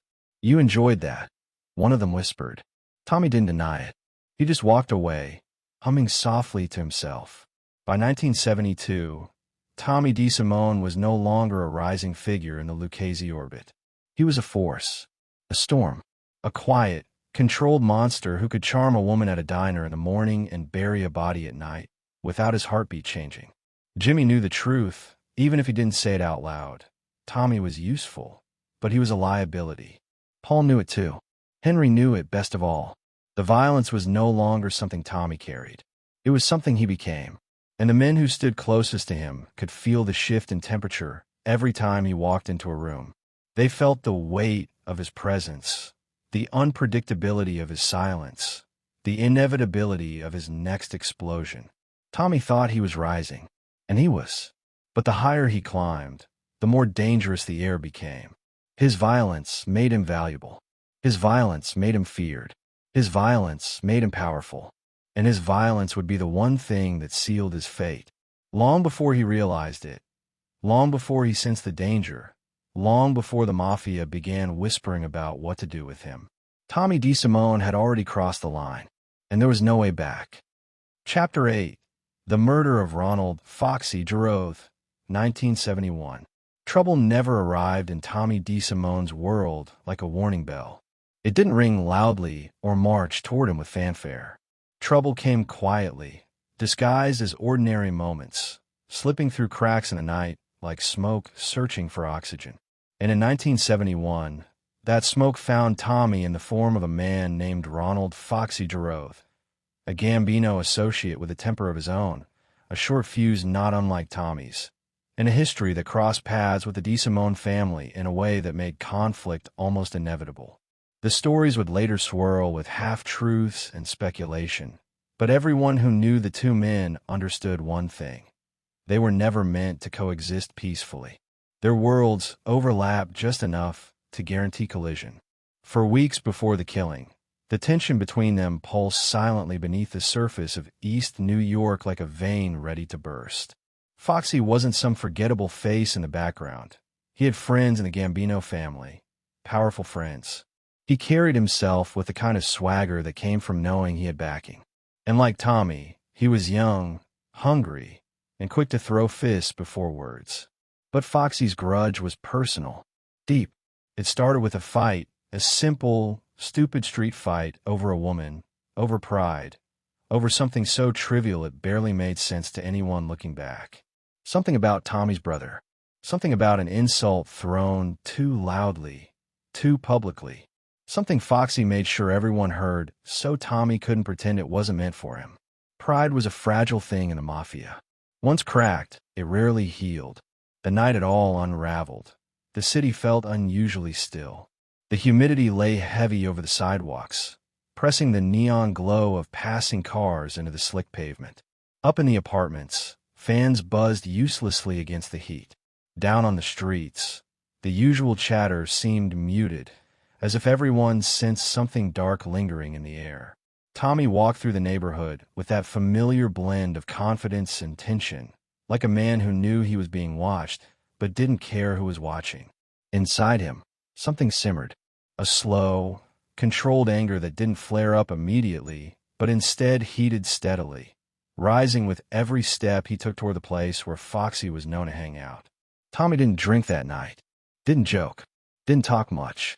Even Henry noticed the change. He watched Tommy from the corner of his eye, studying the rigidness in his jaw, the tightness in his shoulders. There was a specific stillness in Tommy when he was preparing for violence. Not the chaotic rage that erupted unpredictably, but the quiet, lethal focus that made him more dangerous than anyone realized. Foxy Gerro wasn't hiding. He was never the type to hide. He was standing outside a building, leaning against a railing, surrounded by a couple of friends who laughed loudly at something he'd said. But beneath that laughter was the unmistakable scent of challenge. Foxy had been waiting for Tommy. Everyone knew it. Words had been exchanged through the grapevine, insults passed along like currency, and both men understood what those messages meant. In their world, you didn't let things go. You confronted them, or you were confronted. Tommy approached slowly, not cautiously, just deliberately. Every step felt planned. Every inch of distance between him and Foxy felt like a countdown. Foxy noticed him immediately, straightening from the railing with a smirk that was half amusement, half provocation. "Look who finally showed his face," he said loudly enough that everyone around him heard. His tone wasn't neutral. It carried history. It carried challenge. Tommy stopped in front of him without speaking. Silence was Tommy's greatest weapon. It gave men space to project their own fears. But Foxy wasn't afraid. "Not yet. You got something to say?" Foxy asked. Still nothing from Tommy. The crowd grew quieter. The night thickened. Then Foxy stepped closer, his voice low and sharp. "Your brother's got a big mouth, and he hides behind you like a little." Tommy hit him before he could finish the sentence. The punch was clean, fast, and struck with a precision that shocked even the onlookers. Foxy stumbled backward, crashing against the railing. His friend stepped in instinctively, hands out, trying to break up the fight before it escalated. But Tommy wasn't done. Not even close. This wasn't a fight. This was a message. Foxy regained his balance quickly, too quickly, and lunged at Tommy. Both men locked into each other, fists flying, bodies slamming against the wall, the sound of impact echoing down the nearly empty street. They moved like two men fueled by generational anger, by family wounds, by pride sharpened into weapons neither could put down. Foxy swung hard. Tommy ducked.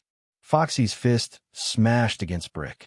Tommy drove his knee into Foxy's ribs, making him grunt in pain. Foxy spat blood onto the ground. Someone in the small crowd shouted, but nobody moved. They all knew better. This wasn't their fight. Foxy wiped his mouth, breathing heavily.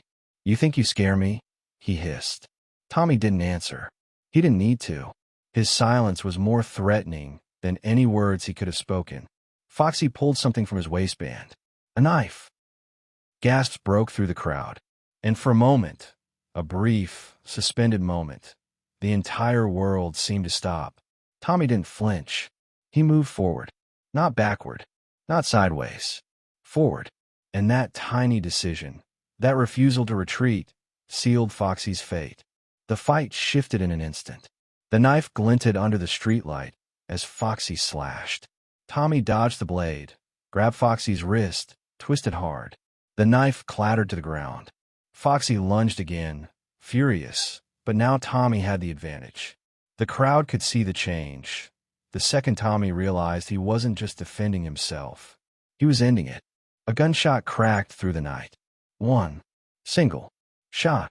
Nobody knew exactly when the gun appeared in Tommy's hand. Nobody saw him reach for it. It was simply there, an extension of his rage, his fearlessness, his need to assert dominance over anything that challenged him. Foxy froze.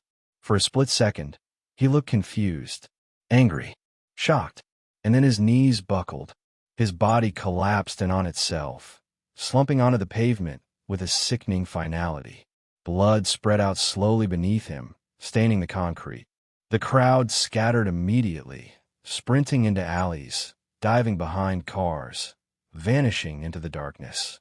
Only Tommy remained, breathing hard but expression calm. He stared down at Foxy's body, as if examining his own reflection, as if trying to understand whether he felt anything at all. Henry approached cautiously, his voice low and trembling. "Jesus Christ, Tommy, what did you do?" Tommy tilted his head, considering the question as if it were philosophical. "He went after my brother," Tommy said softly. And that was it. That was all. In Tommy's moral code, a code forged not by society, but by the violent lineage of his ancestors, the explanation was enough. More than enough. But in the Mafia, explanations didn't matter. Only consequences did. Foxy Gerro wasn't just a guy. He belonged to the Gambinos. He was connected to John Gotti's circles. He was someone's earner, someone's soldier, someone's friend. And now he was dead in the street. Jimmy Burke arrived minutes later, alerted by one of the crew who had run from the scene. When he saw Tommy standing over the body, something inside him clenched. Not fear, not outrage. Something heavier, something closer to dread. "Tell me this is a nightmare," Jimmy muttered. Tommy didn't move. "He went after my brother," he repeated. Jimmy exhaled, rubbing his face with both hands. "You don't understand. This one is bad." Tommy watched him with the blank patience of a man who didn't fully grasp the consequences. Jimmy stepped closer, gripping Tommy's shoulder hard enough to leave marks. "You're not invincible," he whispered. "There are men out there who would kill you for less than this. Men who won't think twice." Tommy shrugged him off. "Let them try." Jimmy stared at him, really stared, and saw the truth. The boy who once sought approval was gone. The young man shaped by violence and ambition now moved through the world, convinced that fearlessness was a shield. It wasn't. It was a target. The cleanup was quick, messy, and dangerous.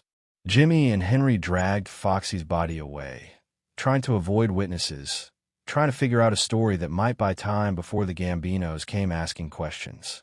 But time wasn't on their side. Word spread fast in the underworld, faster than police reports and faster than the truth could be buried. Within hours, whispers echoed through the neighborhood. Tommy had killed Foxy. Tommy had shot a Gambino guy. Tommy had gone too far this time. Some men said he was brave. Others said he was suicidal. Gotti's people wanted answers. Vario's people wanted distance. Even those inside Jimmy's crew started watching Tommy with wary eyes, understanding that his appetite for violence was no longer just dangerous to enemies. It was dangerous to them. But Tommy didn't slow down. Instead, he moved with the arrogant calm of a man who believed he had just proven something important. He didn't boast. He didn't brag. He simply showed up at the bar the next day, ordered a drink, and acted as if nothing unusual had happened. The men around him didn't know what to do with that. Some envied him. Some feared him. Some quietly wondered when his luck would run out. Jimmy watched from across the room, the weight of unspoken worry pressing into every line on his face. He understood the Mafia in a way Tommy didn't. Understood how old grudges turn to blood feuds. Understood how a single bullet could spark a war. Understood that killing a made man is suicide, but killing someone close to the wrong people is almost as fatal. Foxy's death wasn't just another act of Tommy's temper. It was the second strike against him. Billy Bats had been the first. The first strike could be overlooked. The second could be debated. But in the Mafia, the third strike? The third strike is an obituary. And in the quiet hours of that night, as Tommy laughed with the men at his table, genuinely laughed, as if the world couldn't touch him, Jimmy understood something chilling. Tommy wasn't rising anymore. Tommy was accelerating toward his fate. And this time, not even fearlessness could save him. Chapter 9. The Lufthansa Heist Planning Stage, 1978. It always begins with a whisper. In the underworld, the biggest scores never arrive in the form of shouting or bravado or men pounding their chests in excitement.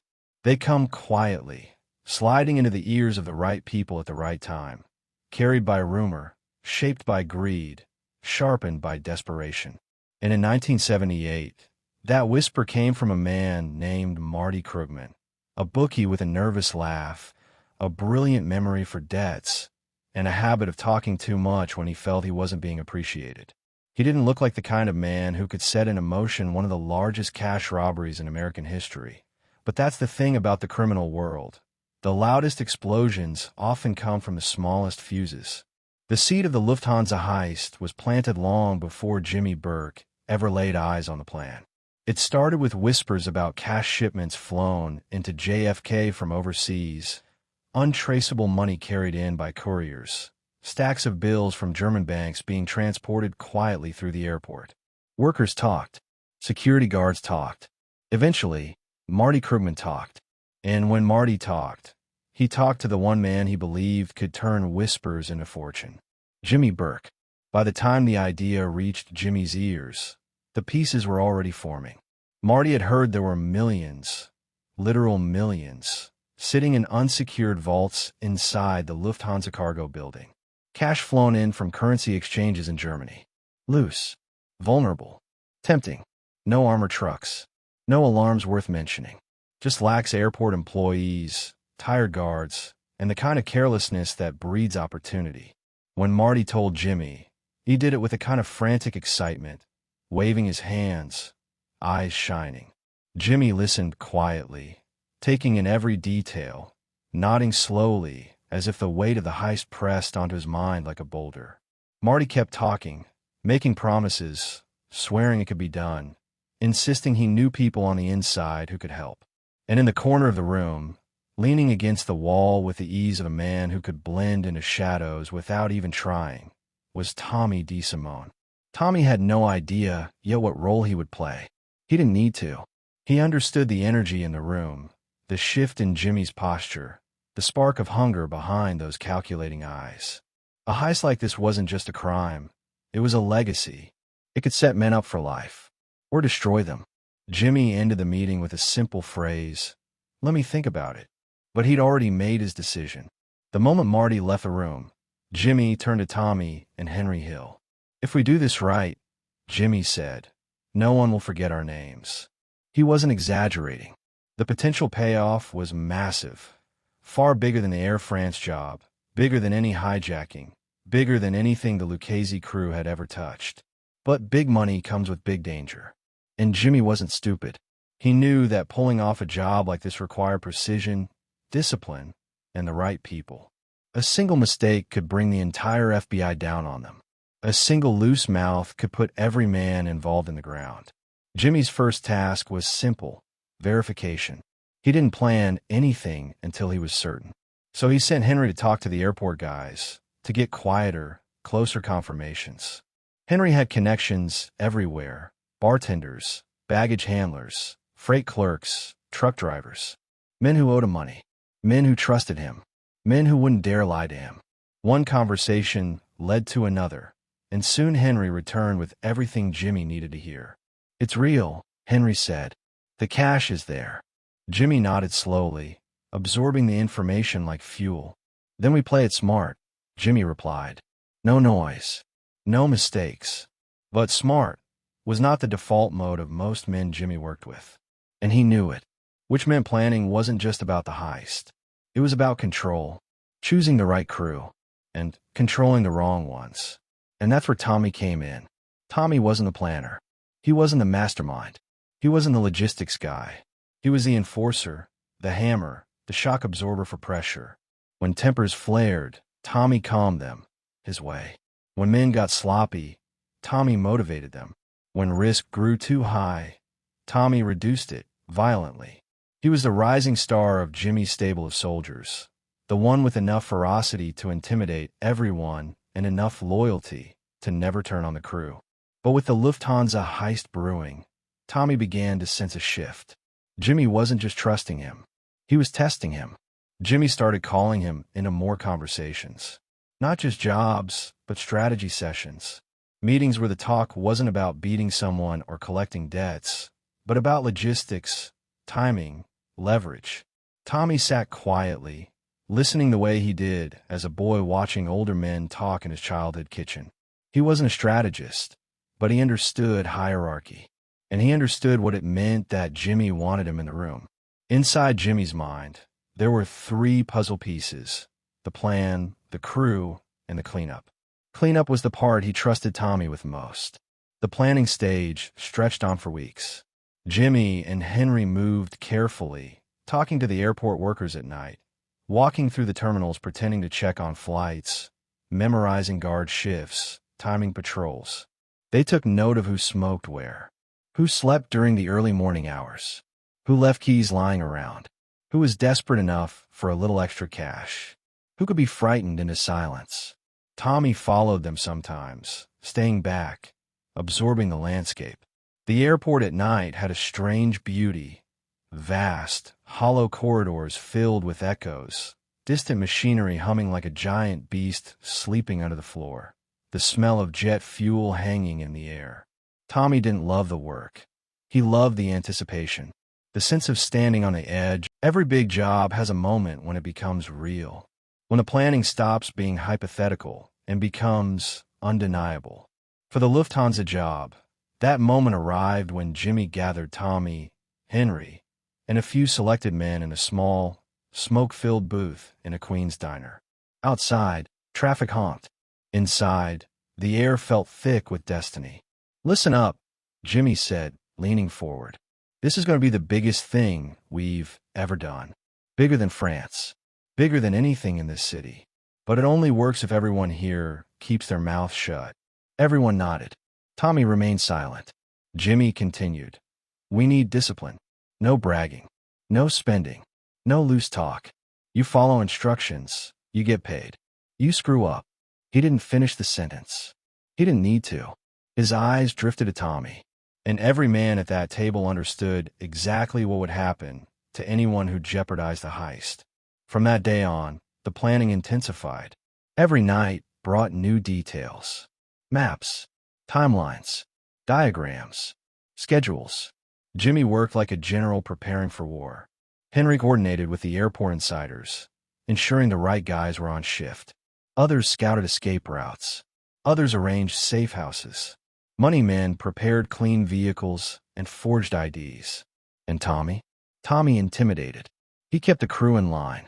He made unannounced visits to the homes of the men involved, staring at them long enough that they understood their place. He showed up at bars unexpectedly, checking on who drank too much, who talked too freely. He warned them without words, the way only a man like Tommy could. Men feared him now more than ever, not because he was unpredictable, but because he was becoming precise. Meanwhile, whispers about the job spread quietly through the boroughs. Tiny, nervous hints carried through back rooms and hallways. But everyone who heard also heard the same warning.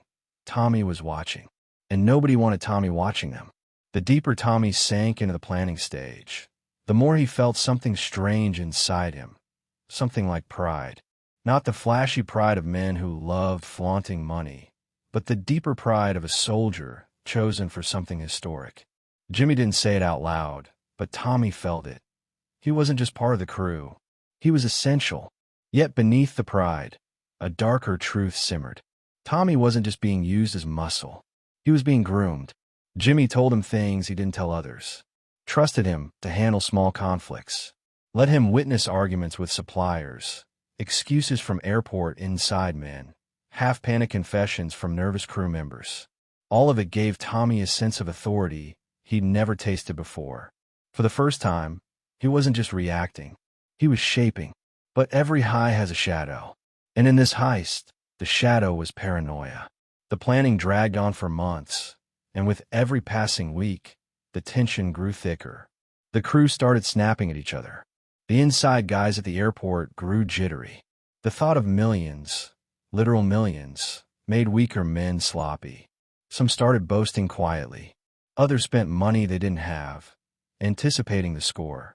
Others simply cracked under the weight of expectation. And Tommy noticed each crack, each weakness, each loose thread. One night, he found one of the drivers drinking alone at a bar, rambling loudly about some big thing coming soon. Tommy sat beside him, quiet, listening. When a man realized who was sitting next to him, his face drained of color. "You talking too much," Tommy whispered. The man tried to deny it. Tommy didn't care. He dragged him outside, slammed him against a dumpster, and whispered into his ear, "You screw this up, I kill you myself." The man sobered instantly. Tommy wasn't intimidating for fun. Not this time.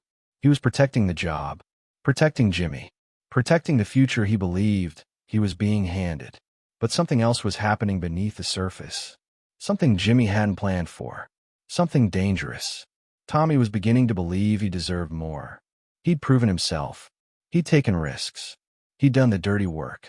He'd terrified everyone who needed terrifying. And now, as the planning neared completion, as the heist edged closer and closer, Tommy began to feel a quiet certainty rise inside him. This was his moment, his chance to rise, his path to being made. If he handled Lufthansa right, he believed he would finally get the one thing he wanted more than anything: membership, respect, status.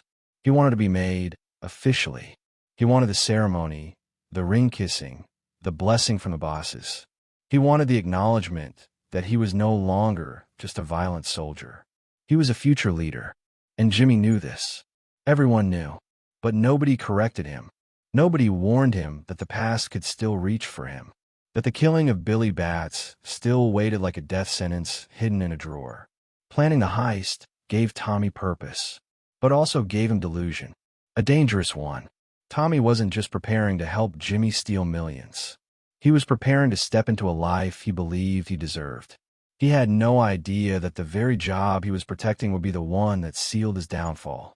No matter how carefully he planned, no matter how loyal he stayed, no matter how deeply Jimmy trusted him, the wheels were already turning.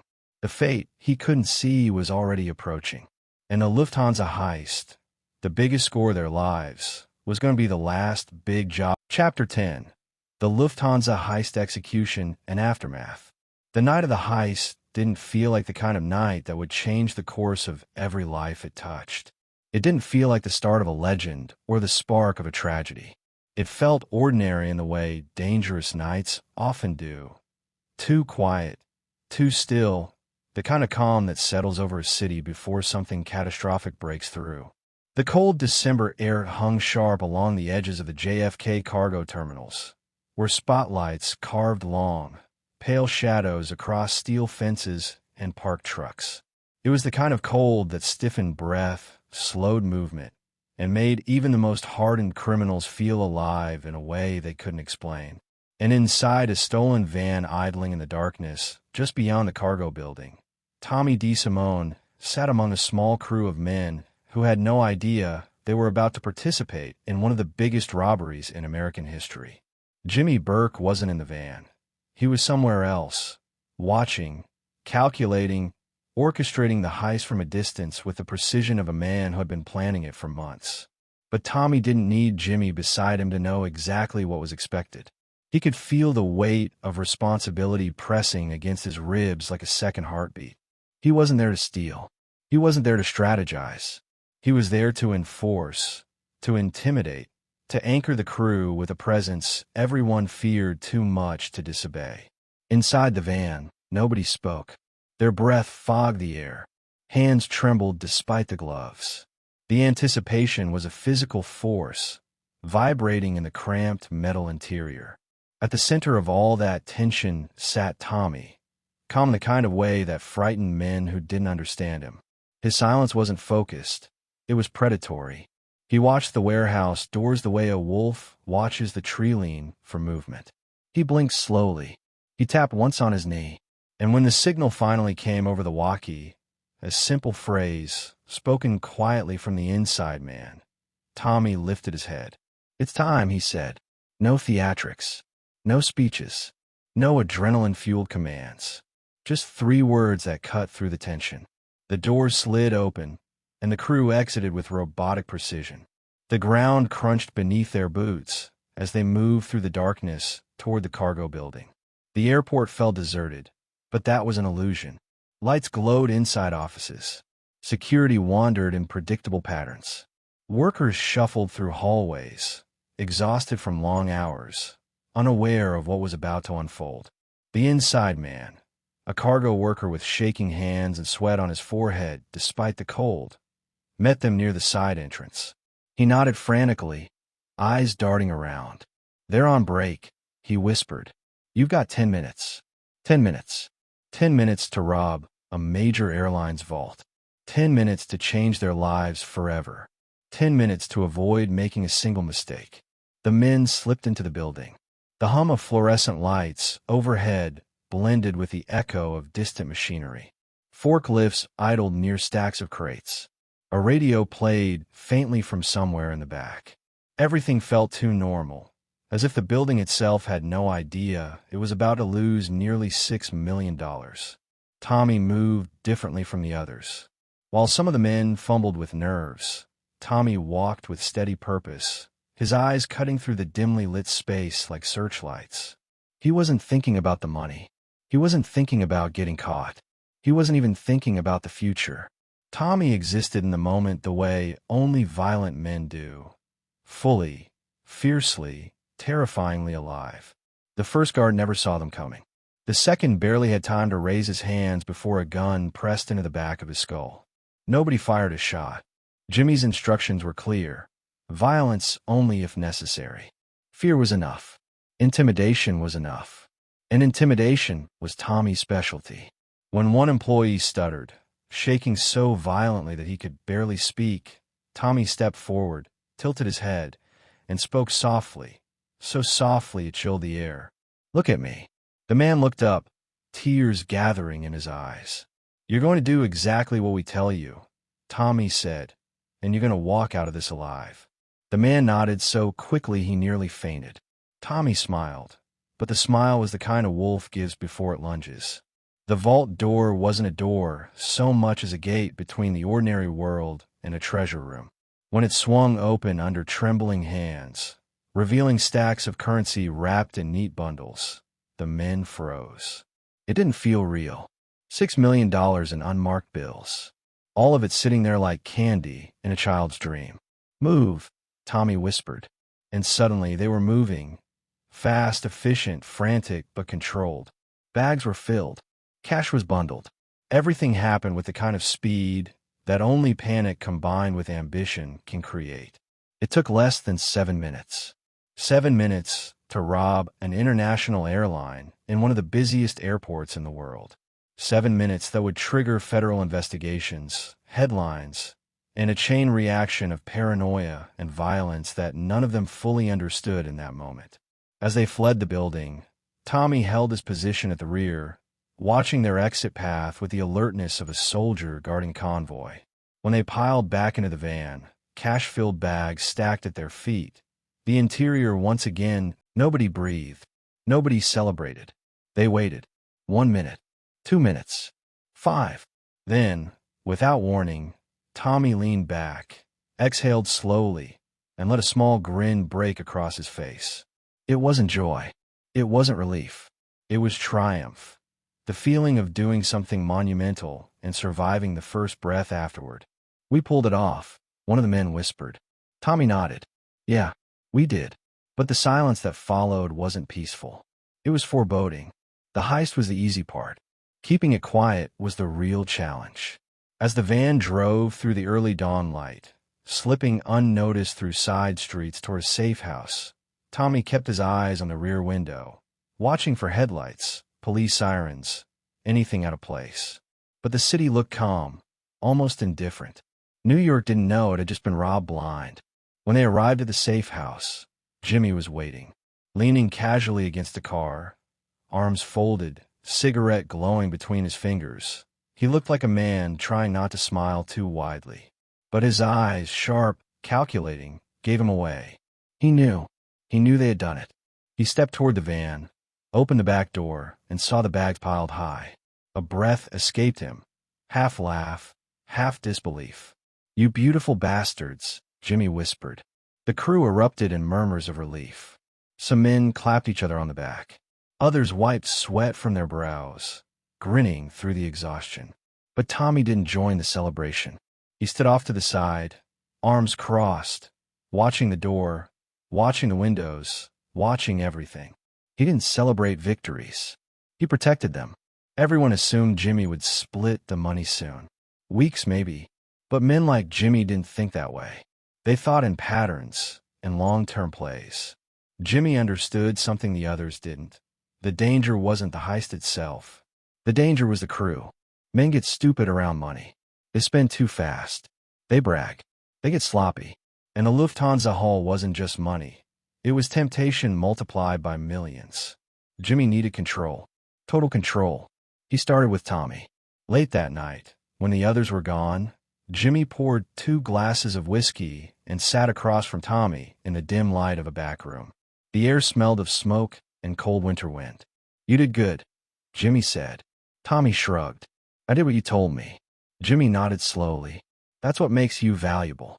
Tommy waited. "But listen to me," Jimmy continued. "This next part is delicate. Guys are going to get excited. They're going to talk. They're going to make mistakes." Tommy already knew where this was going.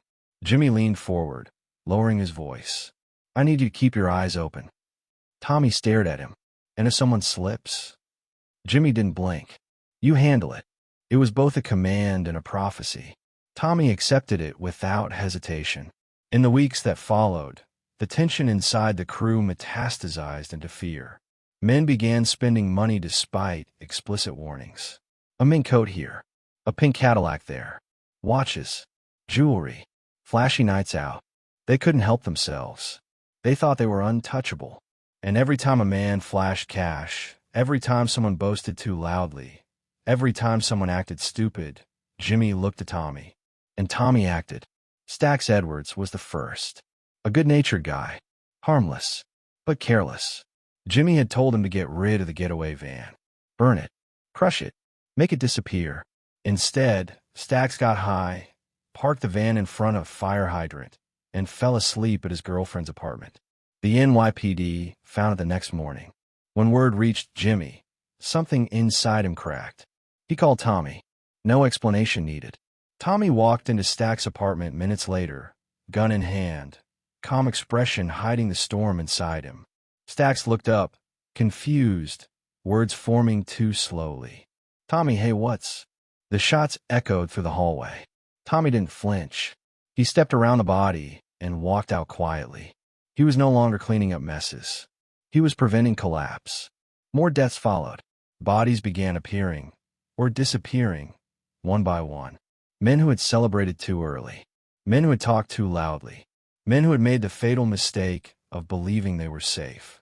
Tommy carried out most of them, not because he enjoyed it, though sometimes he did, but because he believed it was part of the job, part of the price for being involved in something as enormous as Lufthansa.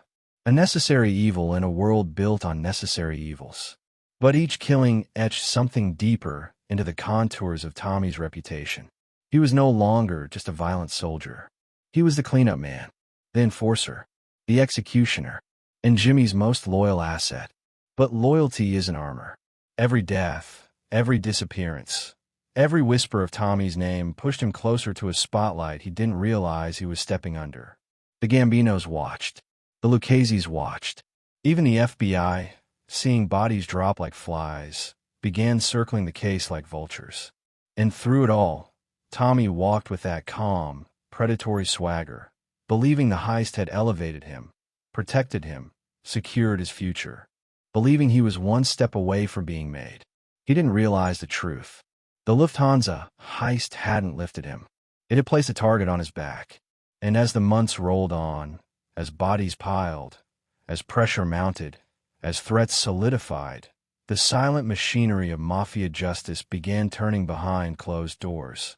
Tommy executed Lufthansa's cleanup with precision, but someone else was already planning his. He just didn't know it yet. Chapter 11. Tommy's Last Murder. The Killing of Martin Krugman, 1979.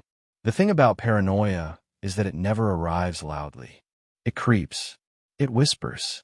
It coils itself around men who have climbed too high or taken too much, tightening inch by inch until breathing becomes a chore and thinking becomes a threat. After Lufthansa, paranoia wasn't just a feeling. It was a presence, a shadow following Jimmy Burke everywhere he went. He felt it in bar mirrors, in passing headlights, in the silence of late-night phone calls. He felt it in the stupid questions guys asked, the money they flashed, the mistakes they made. Every man in his circle seemed capable of destroying everything he had built. And in Jimmy's mind, one man rose above the rest in that dangerous category. Martin Krugman. Krugman had started this whole thing with a whisper. A simple tip he believed would earn him respect, admiration, a cut he thought he deserved. He wasn't wrong in the beginning. But greed, like paranoia, grows quietly until it makes men foolish. After the heist, Marty became a problem. A loud problem. A predictable problem. Jimmy watched it happen with growing dread. The man began calling too often, pressing too hard, demanding what he believed he'd been promised. "I'm owed," Marty would say, voice crackling through payphones. "Jimmy, I'm owed my piece." And every time, Jimmy's reply was the same, calm on the surface, but carrying a venom Marty didn't seem to hear. "You'll get paid when it's time." But time, in the Mafia, wasn't measured by watches. It was measured by risk. And every time Marty opened his mouth, the risk grew larger. It wasn't just the money. It was the noise. The heist was everywhere. Newspapers, FBI briefings, rumors flying in every direction. The more attention the job got, the more dangerous Marty became. He couldn't stop talking about it. He mentioned it to girlfriends, to friends, to people in bars, to anyone who would listen. And that's the thing that kills men like him. The belief that being owed money is enough to protect them. Jimmy wasn't a man who forgave foolishness. He tolerated it only as long as it didn't cost him. But Marty crossed the line Jimmy drew thickly in his mind. The line between being a nuisance and being a threat. And as pressure mounted, Jimmy's patience thinned until it snapped entirely. The decision came quietly, in the back of a smoky lounge, where Jimmy sat in a booth with a glass of scotch sweating in front of him. Henry was there, watching him with curious dread. The music from the jukebox hummed low. People laughed at the bar. But Jimmy's mind wasn't there. He stared at the table as if seeing a map drawn in the grains of the wood. A map that showed him only one route forward. "Tommy's gonna have to take care of it," Jimmy said, voice barely above a whisper. Henry didn't respond. He didn't need to. They both knew what those words meant. When Jimmy assigned Tommy a job, it wasn't a beating or a warning. It was final. In the weeks leading up to the killing, Jimmy grew increasingly short-tempered, pacing rooms like a man trying to outrun his own fear. The FBI was everywhere, sniffing around every corner of the heist. Men were disappearing, their bodies vanishing into the cold winter soil, erased from the city's landscape like smudges on a page. And Marty kept calling. One night, Marty showed up uninvited at Henry's club. He cornered Henry near the back hallway, voice trembling with both frustration and arrogance. "You need to tell Jimmy," Marty insisted. "You need to tell him I want my money. It's mine. I earned it." Henry stared at him, trying to measure whether Marty understood how close he was to the edge of a cliff he couldn't see. "Marty," Henry said slowly, "drop it." But Marty didn't. He couldn't. His obsession with the money blinded him to everything else. The danger, the tension, the way certain men stopped making eye contact when he entered a room. He kept talking. He cornered more people. He kept pushing. And Jimmy kept watching. Finally, one night, Jimmy called Tommy and told him to meet at Robert's lounge. Tommy arrived wearing that casual confidence that made him both magnetic and terrifying. The way he walked in with shoulders loose, eyes alert, a quiet half-smile tugging at one side of his face. Jimmy didn't waste time with explanations. He rarely did when the job was serious. "Marty's talking too much," Jimmy said. "He's going to get everyone killed." Tommy nodded once. "You understand what I'm saying?" Another nod. Tommy didn't ask questions. He didn't negotiate. He didn't wonder if Marty deserved what was coming. Tommy had always been a soldier with no moral hesitation. The request wasn't personal. It was structural. It was business. And Tommy was built for business. The plan was simple. Marty trusted Henry. He trusted Jimmy. He didn't suspect Tommy. He didn't expect betrayal. Not openly. Not physically. Not from men he assumed needed him. Marty believed he was safe because he believed he was owed. And that's how men die. Henry was the one who lured him. He called Marty with an offer that sounded like hope. They were going to meet. They were going to talk about the money. They were going to straighten everything out. Marty bought it instantly. He arrived at the lounge looking worn but relieved, as if believing the nightmare was finally ending. He walked through the door and saw Jimmy sitting in the back. Tommy stood nearby, hands in his pockets, head tilted slightly the way it always was when he was preparing for something unspoken. Marty didn't sense danger. He couldn't. His mind was too consumed with the idea of getting paid. He smiled nervously. "Jimmy, thank God. I've been calling you." Jimmy raised a hand, silencing him. "Sit down, Marty." Marty sat.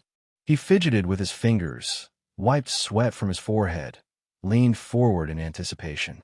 "Where's my money?" Marty asked. Silence. Jimmy didn't answer.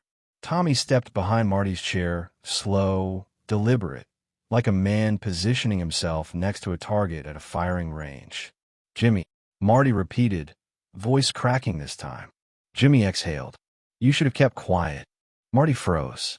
"What do you mean?" Tommy's hand tightened around something Henry couldn't see. Jimmy leaned back, eyes colder than Henry had ever seen. "You talk too much, Marty." Marty's face drained of color. He stuttered, hands shaking. "Jimmy, I never said anything. Jimmy, I swear." Tommy moved fast. One motion, one blur, one impact.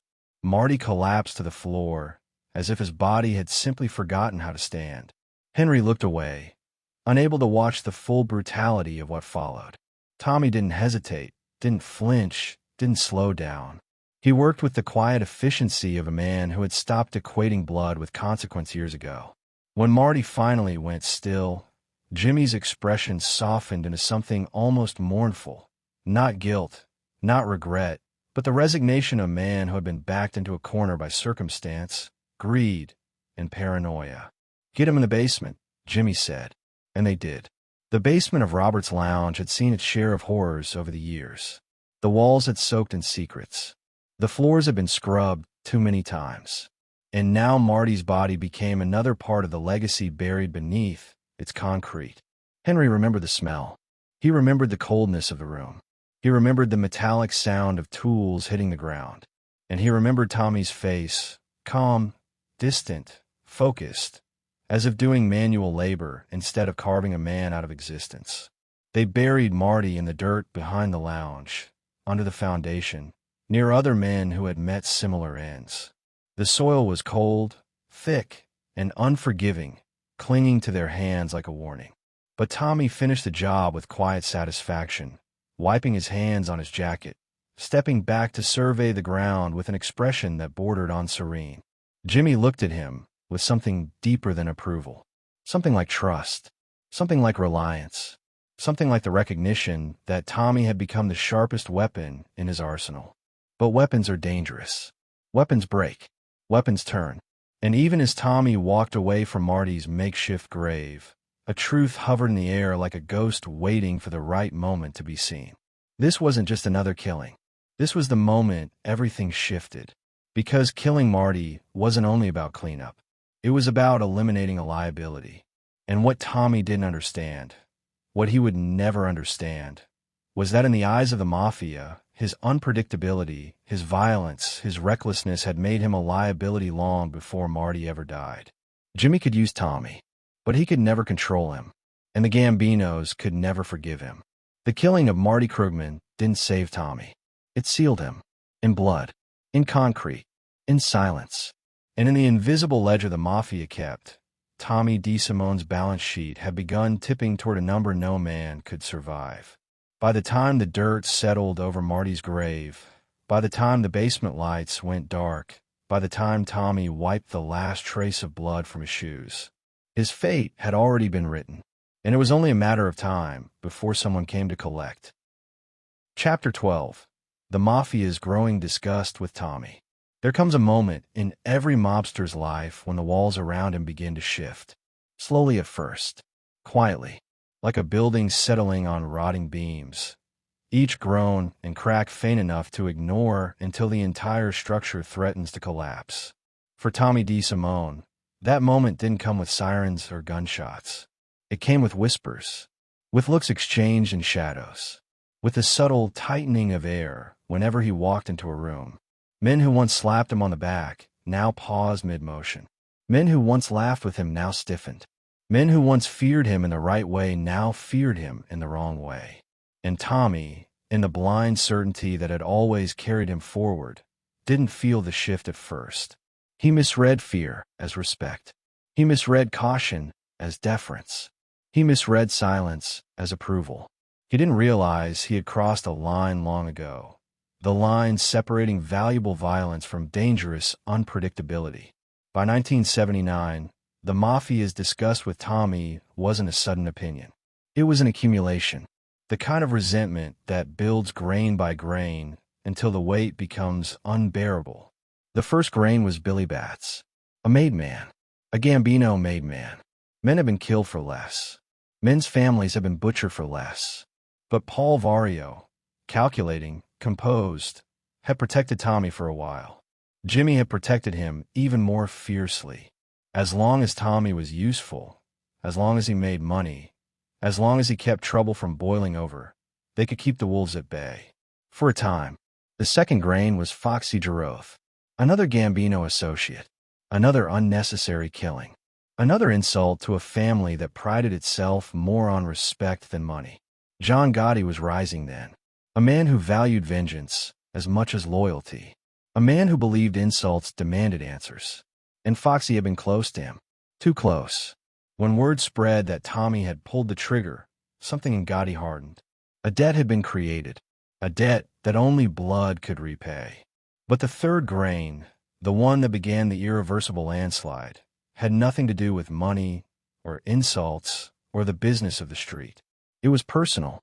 Deeply personal. It involved the daughter of Paul Vario's girlfriend. In the Mafia, some crimes are strategic. Others are sacrilegious. Tommy didn't understand the difference. He was fueled by impulse, hunger, emotion, pride.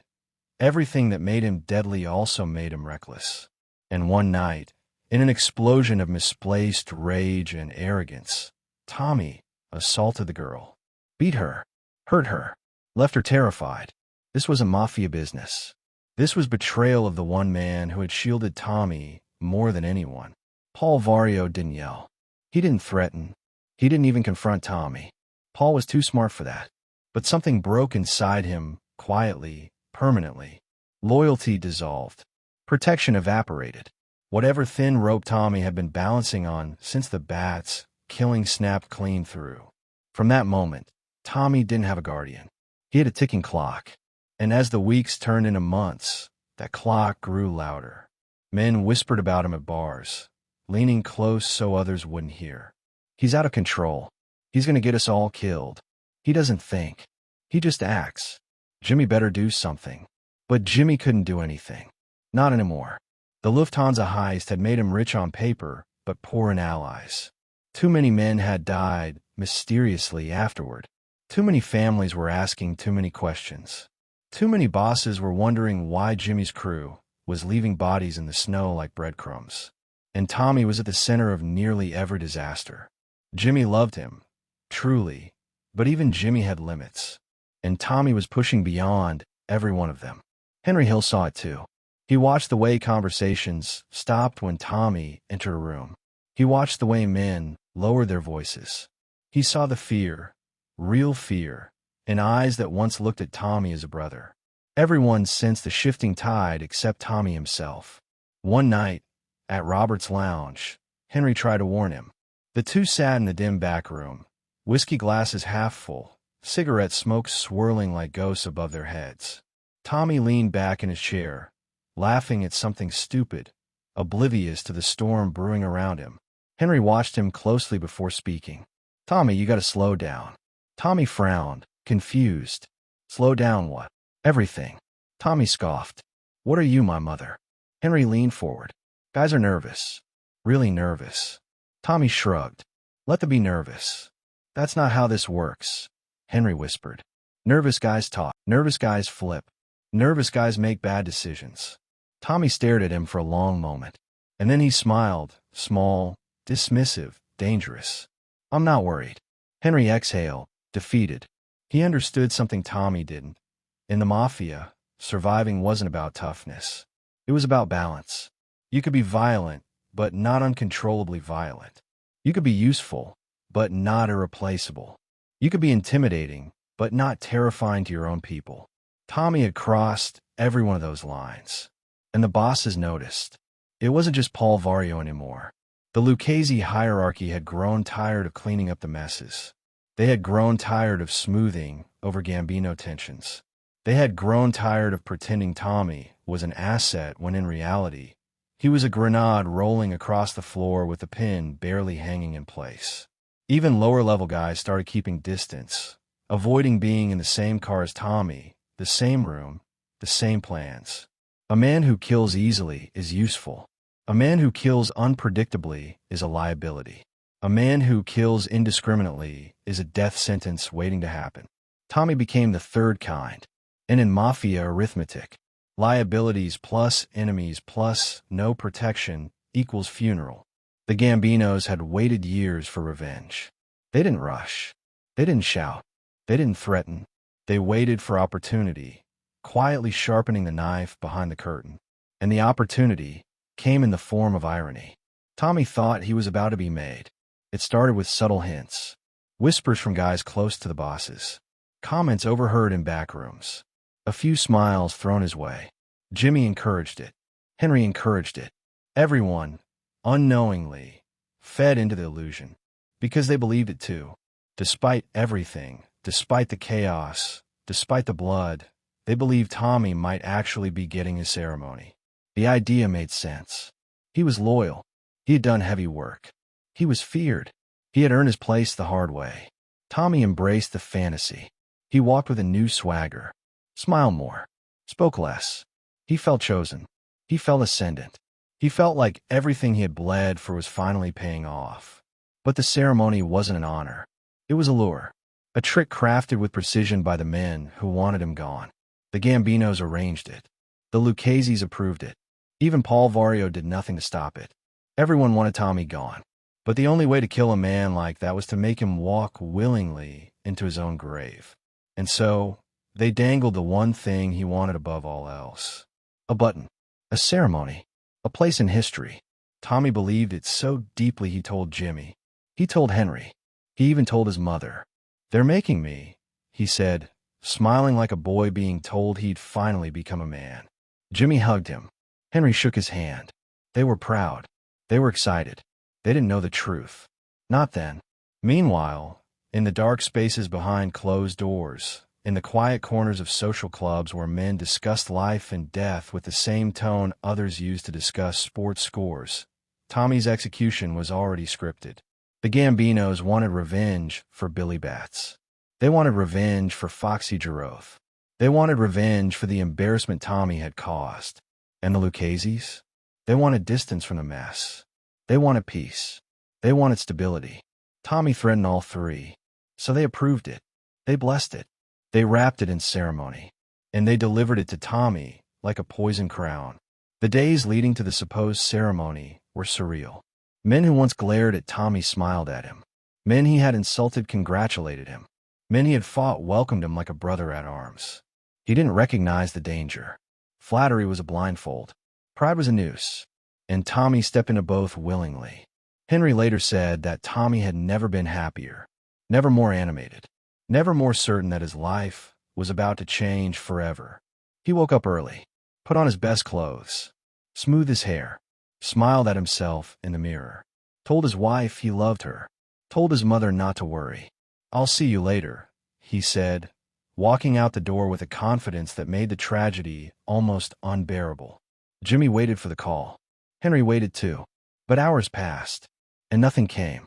No congratulations, no celebration, no news, just silence. Heavy, suffocating silence. Jimmy paced the kitchen, chewing gum so hard his jaw ached. Henry tried to stay calm, but kept glancing at the clock. Something was wrong. They felt it in their bones. And when the phone finally rang, Jimmy grabbed it before the second ring. He listened, and the color drained from his face. He didn't speak for several seconds. Then, finally, in a low, grim voice, he said, "They whacked him." Henry's heart stopped. No, Jimmy, they wouldn't. "They killed him," Jimmy whispered. "That's what they told me." He hung up, though the conversation still echoed in his mind. Tommy wasn't coming back. There was no ceremony, no button, no future, just a body, never found, never returned, never given a grave, absorbed into the earth by men who didn't hesitate, men who didn't forgive, men who had waited almost a decade for justice. Tommy's last words to his family were a promise he couldn't keep. "I'll be home later." He never came home. The Mafia's disgust with Tommy wasn't sudden. It was earned, layered, accumulated.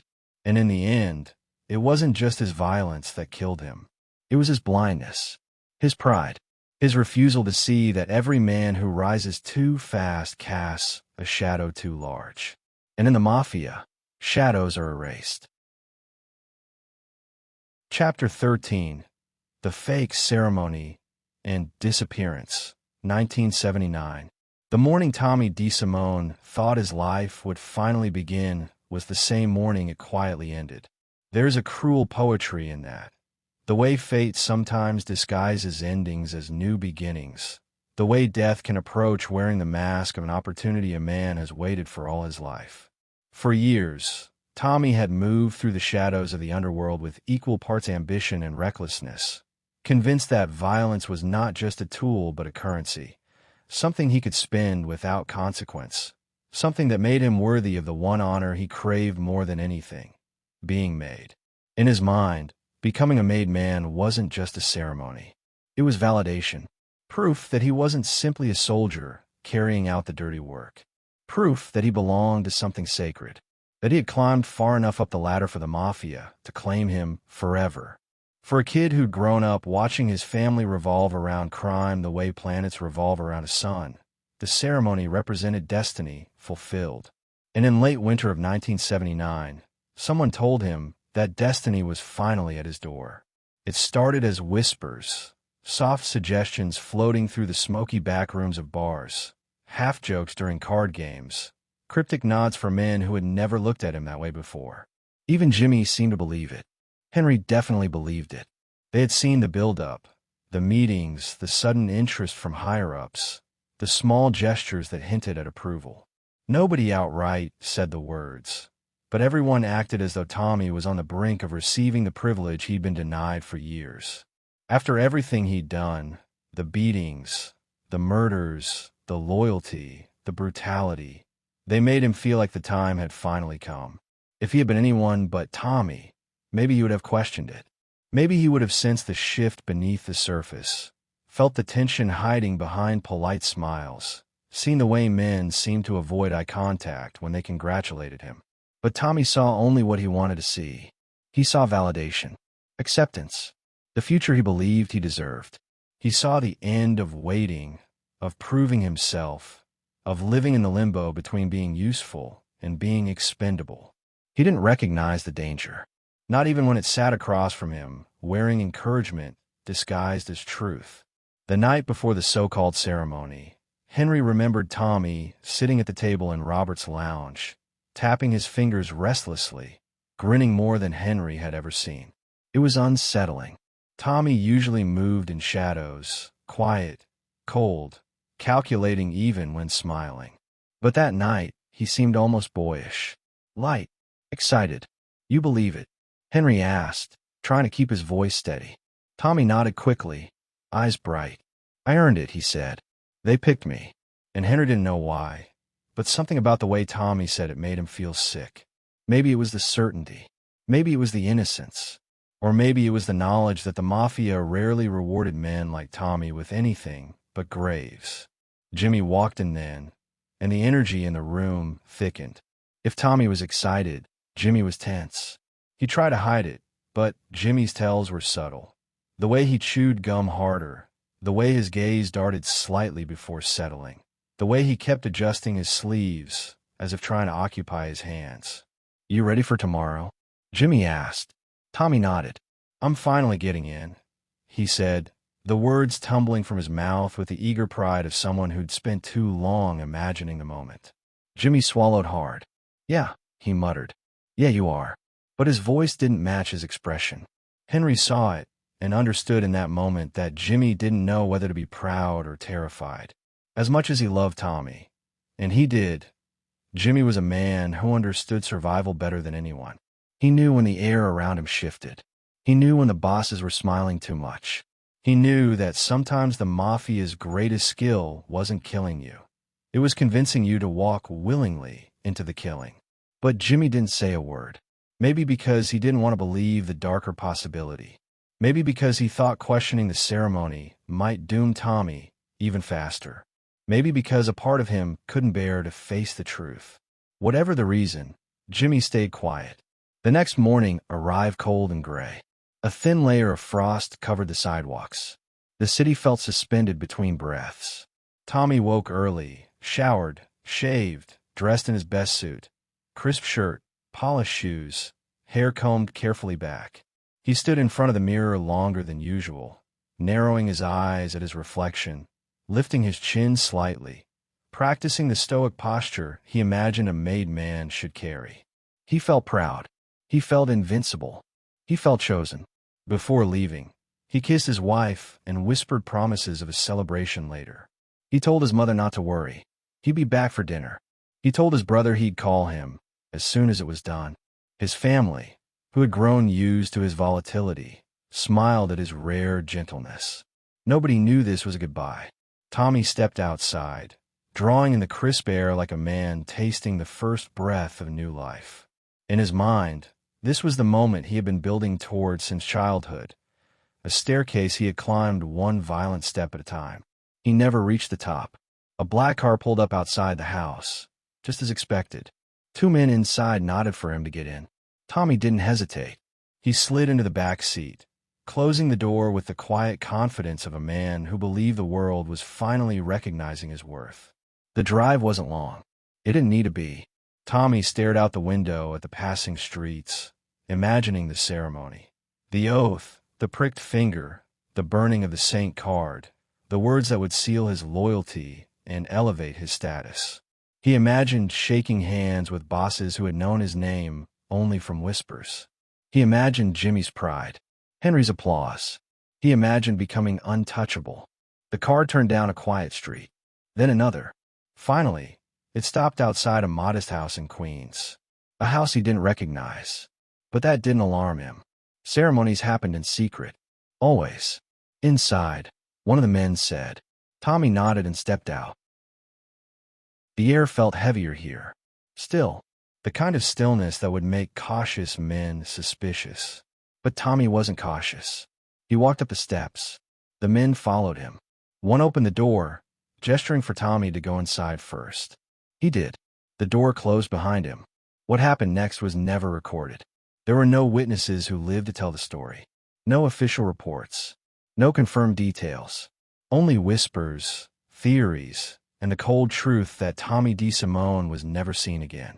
But Henry, years later, pieced together the most accepted version of what happened in that house. The inside was quiet, dim, empty except for a few chairs. No ceremony, no candles, no saint card, no welcoming committee. Just a room. Tommy may have realized something was wrong. Maybe he slowed. Maybe he turned. Maybe he said something like, "What's going on?" Or maybe he didn't get the chance. A shot, or a blow, or a knife. However it happened, it was fast, efficient, final. Some said he was shot in the back of the head the moment he stepped through the doorway. Others said he looked into the eyes of his executioner before it happened. Some said he begged.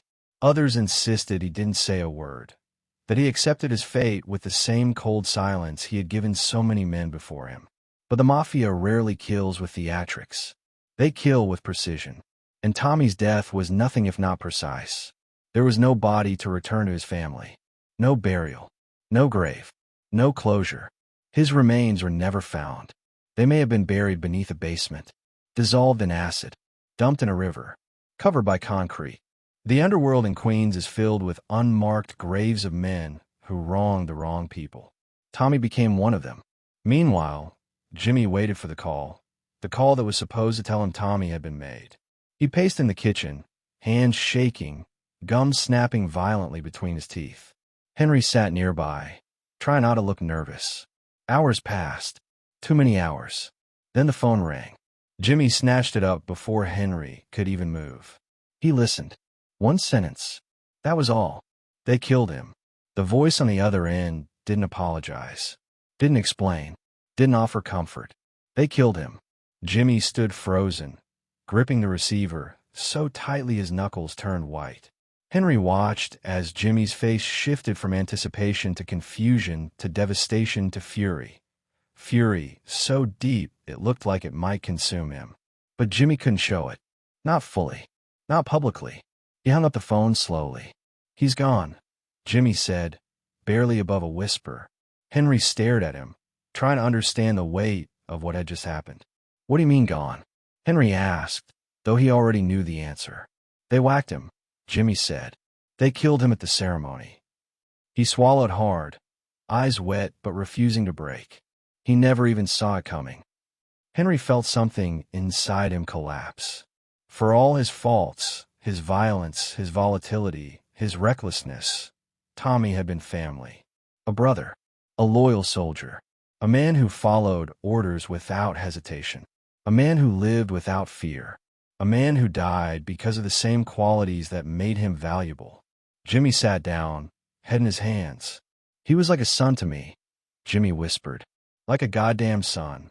But grief mixed with something else, something uglier. Guilt. Jimmy knew, deep down, that he had helped lead Tommy to that house. Not intentionally, not maliciously, but his silence, his denial of the warning signs, his inability to stop Tommy's trajectory, all of it played a part. And now Tommy was gone. Forever. No funeral. No body. No justice. No goodbye. The news spread quietly through the underworld. Some men shrugged. They had seen it coming. Others whispered that the Gambinos had finally gotten their revenge. Others said Paul Vario had allowed it because of what Tommy did to the girl. The truth may have been all of these things, or none of them. But one fact remained untouched. Tommy had paid for every sin he committed, and some he didn't. The fake ceremony had been perfect in its cruelty, a final humiliation designed to make him walk willingly into death, believing he was walking toward glory. In the days that followed, Jimmy became a shattered version of himself. Henry went numb. The crew grew quieter, more tense. Tommy's absence lingered in every corner of every room like a ghost refusing to leave. No one spoke his name too loudly. No one questioned the decision. No one dared to seek revenge. Not against the Gambinos. Not against their own bosses. Tommy was dead. And in the Mafia, once a man is dead, he becomes a story, a warning, a lesson carved into the bones of those who remain. His disappearance wasn't just an ending. It was the price of being too violent, too fearless, too uncontrollable. The price of believing you can outrun the consequences of the life. Tommy DeSimone had risen fast, burned hot, burned bright, and vanished into the dark with the same speed. A ghost created by men who needed him, and destroyed by men who feared him. And somewhere beneath concrete or soil or river water, his story ended without ceremony. No saint card, no candle, no oath, no respect, just silence. The only ceremony the Mafia gives to men who fly too close to the sun. Chapter 14. Aftermath. Burke, Vario, and Hill react. The news of Tommy DeSimone's murder didn't strike like lightning. It didn't explode across the underworld with noise or spectacle. It arrived the way death often moves through the Mafia, quietly, cruelly, delivered through a short phone call, spoken like an afterthought, a sentence without ceremony. But its impact was immediate, violent, and lasting. The moment Jimmy Burke hung up the phone, everything in the room changed. The air tightened. The light dimmed. Even the silence felt different, heavy in a way that suggested the world had tilted a few degrees off its axis. Henry Hill stood on the other side of the kitchen, watching Jimmy with the kind of stunned disbelief reserved for moments that fracture a man's understanding of reality. Tommy wasn't supposed to die. Not like this. Not now. Not after everything he had done. The loyalty, the violence, the insanity that had both protected and endangered them for years. Tommy was supposed to be invincible. The kid who never backed down. The kid who survived every fight, every enemy, every bad decision. The idea of him being gone felt unnatural, like someone had cut a character out of a story that wasn't finished yet. But he was gone, killed in a house in Queens, lured there by the promise of being made, executed on arrival. Jimmy sank into a chair, hands trembling as he pressed them against his face. He didn't cry, not openly, but the sound he made was something deeper, something more primal. A low, guttural exhale of grief and disbelief mixed into one. It was the sound of a man who had lost more than a soldier. He had lost a son in every way except blood. Henry didn't move. He didn't speak. He didn't even blink. He had known men who died before, men who vanished, men who were buried in places only the rats could reach. But this death hit him differently. Tommy had been his partner, his friend, his shadow. They had grown up together in a world where childhood ended the moment you learned how to intimidate someone. They had laughed together, fought together, bled together. And now he was gone, erased in a moment by men who saw him as a problem rather than a person. Jimmy finally spoke, but his voice was small, cracked. "They whacked him," he said. They fucking whacked him. Henry swallowed hard. The words didn't feel real. It took a long moment before he could form a sentence. "Are you sure?" Henry asked. Jimmy nodded slowly, eyes hollow. "They told me themselves. He's gone." The room didn't move. Tom didn't move. Everything froze in that moment, suspended in shock. Jimmy finally stood, pacing across the floor like a man who had lost his direction. He chewed his gum violently, the sound sharp, desperate.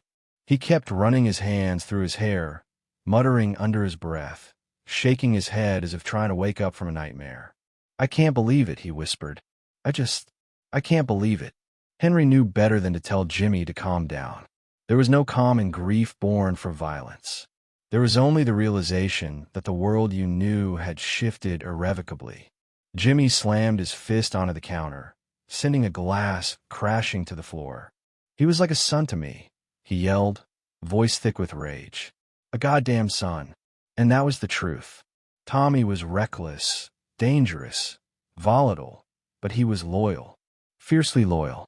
And in Jimmy's eyes, loyalty was the most sacred currency a man could offer. Henry watched the storm unfold, knowing there was nothing he could say to soften it. He felt sick. A heavy, nauseating guilt twisted inside him. He had been part of the lie. He had believed the lie. He had congratulated Tommy. He had celebrated the idea that Tommy was finally getting the recognition he deserved, not realizing the recognition was a coffin. And beneath that guilt was something darker, fear. If the Gambinos could kill Tommy, someone so feared, so ruthless, so unpredictable, then nobody was safe. Nobody. Word spread slowly through the neighborhood. Whispers in bars, murmurs in alleyways, The kind of muted conversations that ended abruptly when strangers entered the room. Some men shook their heads in resignation. Some looked relieved. Some said it was inevitable. But others, men who truly knew Tommy, felt the loss like a bruise spreading through the underworld. The Luccheses pretended nothing had happened. Officially, Tommy DeSimone simply vanished. Unofficially, they knew they had allowed it. Paul Vario, once Tommy's silent protector, didn't mention his name again. He had no reason to. Tommy had stopped being an asset a long time ago. But for Henry and Jimmy, the aftermath was not something they could treat with Mafia indifference.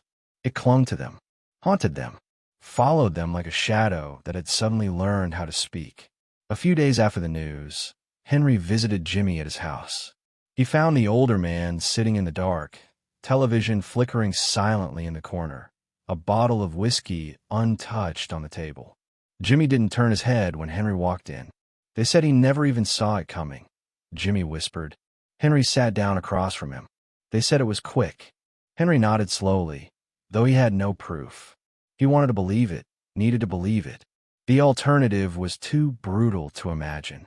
Jimmy rubbed his face with both hands. I should have known. I should have seen it. I should have stopped it. You couldn't have, Henry said softly. Jimmy's eyes flashed with anger. I was supposed to protect him. Henry didn't answer, because deep down, he agreed. Jimmy had failed Tommy. They all had. But failure in the Mafia had consequences. Tommy's disappearance changed things.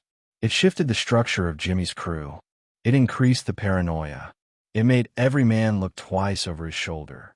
Men who had once relied on Tommy's violence now had to handle their own problems.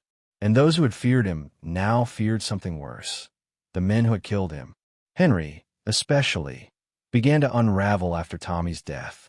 He had always lived on the brink, snorting cocaine to stay awake, drinking to fall asleep, hustling through every day with the tension of a man trying to outrun a hurricane. But with Tommy gone, the world felt even more dangerous. He felt exposed, vulnerable. Tommy had been a shield, a warning to others. Don't touch this crew. Don't cross them. Don't push them. Now the shield was gone, and Henry felt naked. In the nights that followed, his dreams became tangled with memory and terror. He saw Tommy's face, broken and pale. He heard the gunshot. He saw the doorway where Tommy had walked into his death. He woke up drenched in sweat, heart pounding, the echo of Tommy's laughter taunting him. Jimmy's grief turned into paranoia. He stopped trusting people. He stopped trusting the bosses. He stopped trusting the rules. He became a man with too many secrets and too many fears. And fear, in the Mafia, is gasoline poured on a lit match. Henry watched as Jimmy spiraled. Their conversations changed. Jimmy started talking about enemies everywhere. The FBI, the Gambinos, informants, traitors. He became fixated on protecting himself from threats that didn't exist yet. He saw shadows where there were none. He felt betrayal in every pause, every hesitation. Tommy's death had ripped something vital out of Jimmy's structure. The foundation cracked. Meanwhile, Henry felt the walls closing in from the other side. Tommy had been the violent edge of their world, the sharp blade others feared. But without him, Henry became more exposed. He realized how interconnected their lives had been. Tommy drew attention. He deflected danger. He absorbed problems. Without him, the spotlight shifted. It shifted toward Henry, and the FBI saw the shift. Agents began sniffing around, making calls, visiting old acquaintances, asking questions about the Lufthansa heist, about missing men, about Jimmy's crew. The timing was cruel. Tommy's disappearance coincided with the crackdown. Men were being arrested. Men were flipping. Men were dying. Henry felt the ground beneath him give way. One night, unable to sleep, he sat alone in his car outside a diner, staring at his trembling hands. He whispered into the silence, Tommy should have been here. He should have been here to help. But Tommy wasn't here, and Tommy wasn't coming back. In the months that followed, Henry noticed something else, something unsettling. The underworld didn't mourn Tommy the way Henry and Jimmy did. It moved on, quickly, quietly, efficiently. In the Mafia, absence is quickly replaced by necessity. Men continue their work. Jobs continue. Deals continue. Violence continues. Tommy became a ghost, a warning, a whispered story told when someone needed to understand what happened to men who flew too close to chaos. Jimmy tried to pretend he didn't care what others thought, but Henry could see the cracks. Jimmy walked differently now, shoulders tense, eyes scanning every room. He trusted nobody, not even Henry at times. Tommy's death had taught him the most painful lesson of all. If they could kill Tommy, they could kill anyone. Henry watched Jimmy deteriorate, watched him bark orders with increasing desperation, watched him distance himself from the world, watched him try to erase Tommy from conversations to avoid reopening wounds that threatened to consume him. But grief doesn't disappear. It waits, like a shadow. Sometimes Jimmy would call Henry in the middle of the night, his voice cold, tight, almost shaking. They shouldn't have killed him, Jimmy would say. He didn't deserve that. Henry agreed, every time, even when he didn't fully believe it. Because Henry knew the other truth, the darker truth. Tommy's death wasn't a punishment for something he didn't deserve. It was the cost of everything he had done, everything he had been, everything he had become. Men like Tommy burn bright, but they do not burn long. Eventually, every violent act demands an answer. Every insult demands a reckoning. Every sin demands a consequence. And Tommy had too many sins, too many enemies, too many moments of uncontrollable rage. The Mafia could ignore them. It could even protect him from them. But only for so long. When the Gambinos pulled the trigger, they weren't killing one man. They were restoring balance. Jimmy and Henry spent the next months pretending to function, running operations, handling business, moving money. But their partnership was fractured. Their trust in the Mafia's order was fractured. Their belief in their own safety was fractured. Tommy's absence hung over every conversation. His memory lingered in every room. His ghost never left. For Henry, the ghost would eventually push him to make the choice that changed everything, to flip, to enter witness protection, to testify against the world that had given him everything and taken everything from him. For Jimmy, the ghost would push him into rage, paranoia, and eventually prison, a cage he would never escape. Tommy's death wasn't just the end of one life. It was the beginning of the end for all of them. The aftermath wasn't a chapter. It was a slow, suffocating collapse. A collapse that started the moment Tommy stepped into that house and never walked out. Chapter 15, Legacy. From real mob killer to Hollywood icon. Long after the gunshots faded, long after the lies hardened into legend, long after Tommy DeSimone's body disappeared into the quiet earth beneath Queens, his ghost refused to die. Not because he was remembered by the Mafia. The Mafia does not remember men like Tommy. It buries them in silence. Not because history kept his name alive. History prefers men with motives, not men with chaos in their blood. Tommy survived in whispers, in stories told by men who half feared and half missed him, in the dark corners of bars where old-timers still leaned in close to say, "You never knew crazy until you knew Tommy D." But his true resurrection, the transformation that elevated him from a violent footnote into an immortal figure in American crime lore, came not from the streets, but from a movie screen. A movie that would take the underworld he once belonged to and drag it out of the shadows with a kind of brutal honesty no one had ever seen before. A movie called Goodfellas. And in that film, the character known as Tommy DeVito, played by Joe Pesci, would become one of the most unforgettable portrayals of a gangster in cinematic history. A character shaped from the bones of Tommy's real life, infused with his unpredictability, his rage, his charm, his cruelty, but also distorted, dramatized, stylized into something sharper and louder than the man himself ever was. Pesci's Tommy was theatrical where the real Tommy was quiet, small where the real Tommy was tall, verbally explosive where the real Tommy often simmered silently until the moment he struck.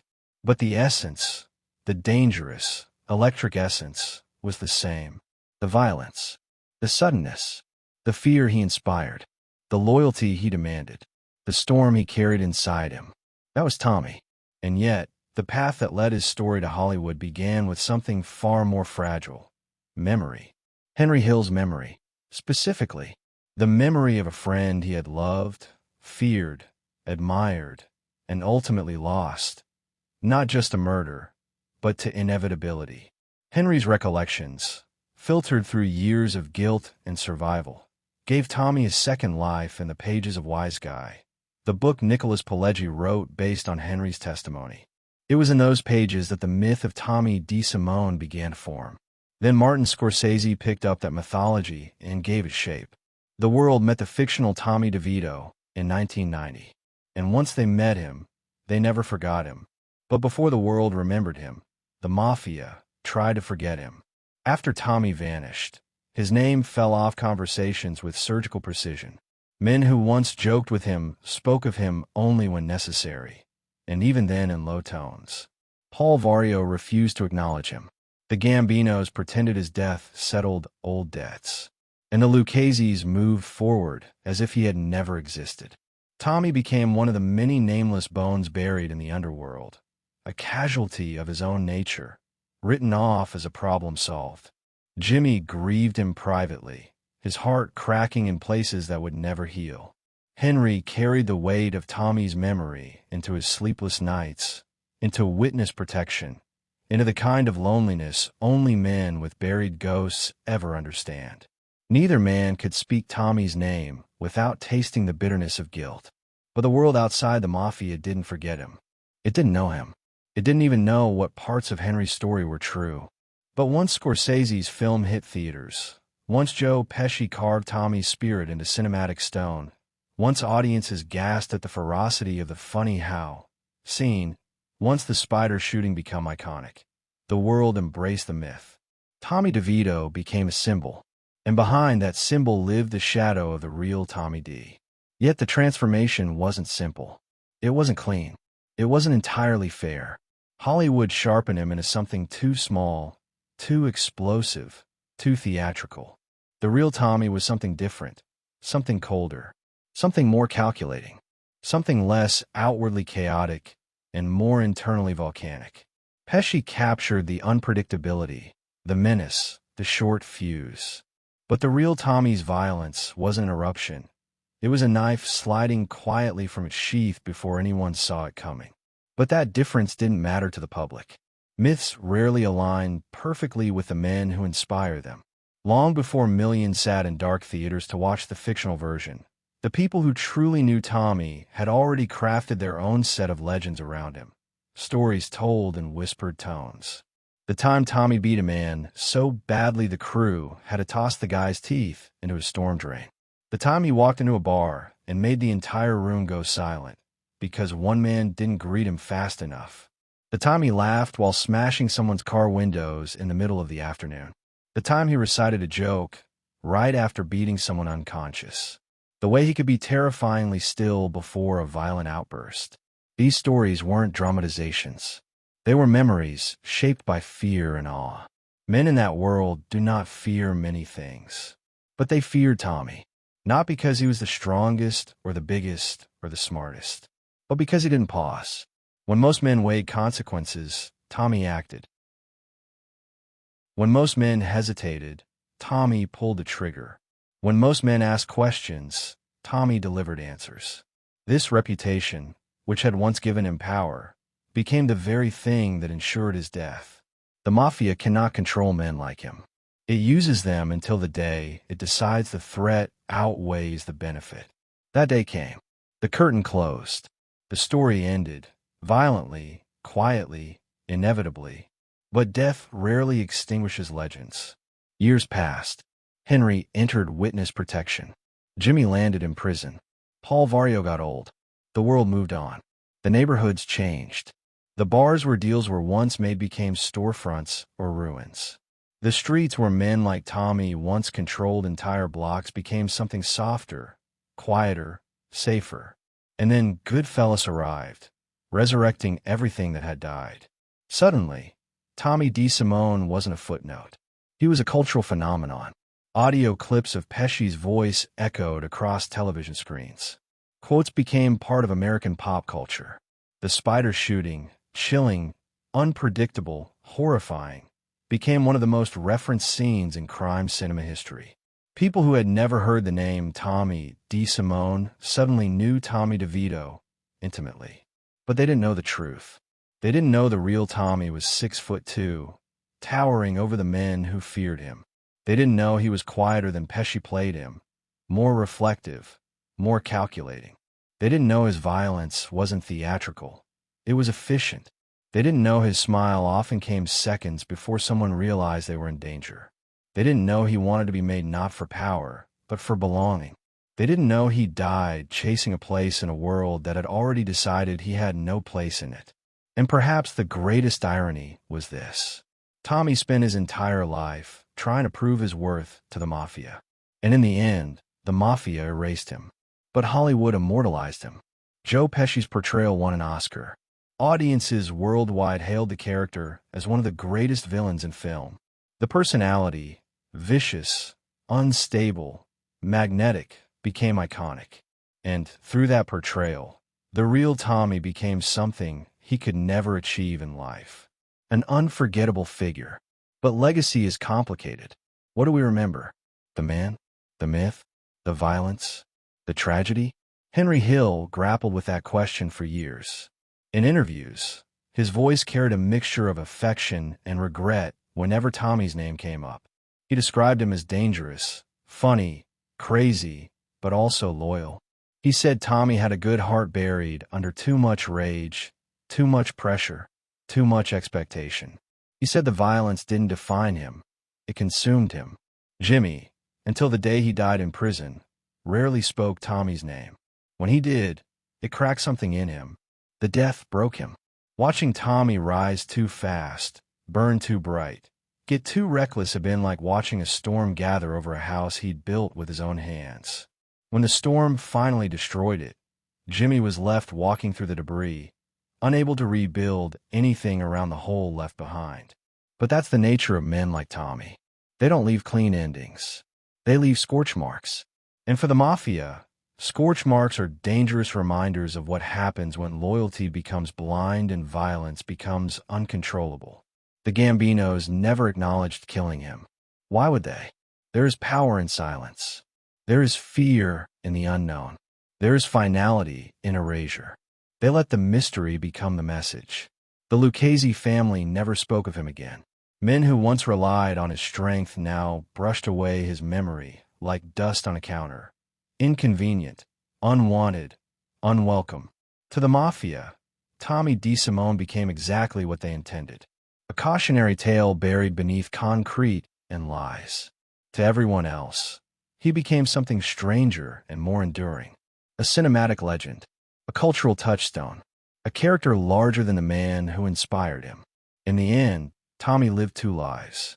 The first life, the real one, was bloody, lonely, reckless, fueled by insecurity and rage.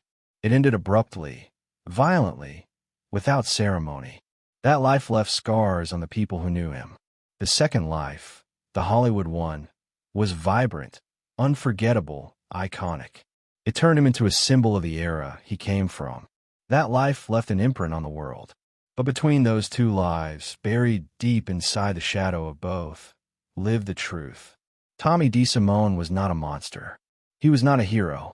He was not the caricature the world knows today.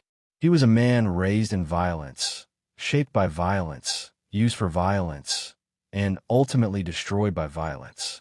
A man born into a world that demanded too much from him and gave nothing back. A man who chased respect until it killed him. A man whose greatest dream became the trap that ended his life. A man who disappeared into the dark, believing he was walking into the light. A man remembered not for who he was, but for what he became.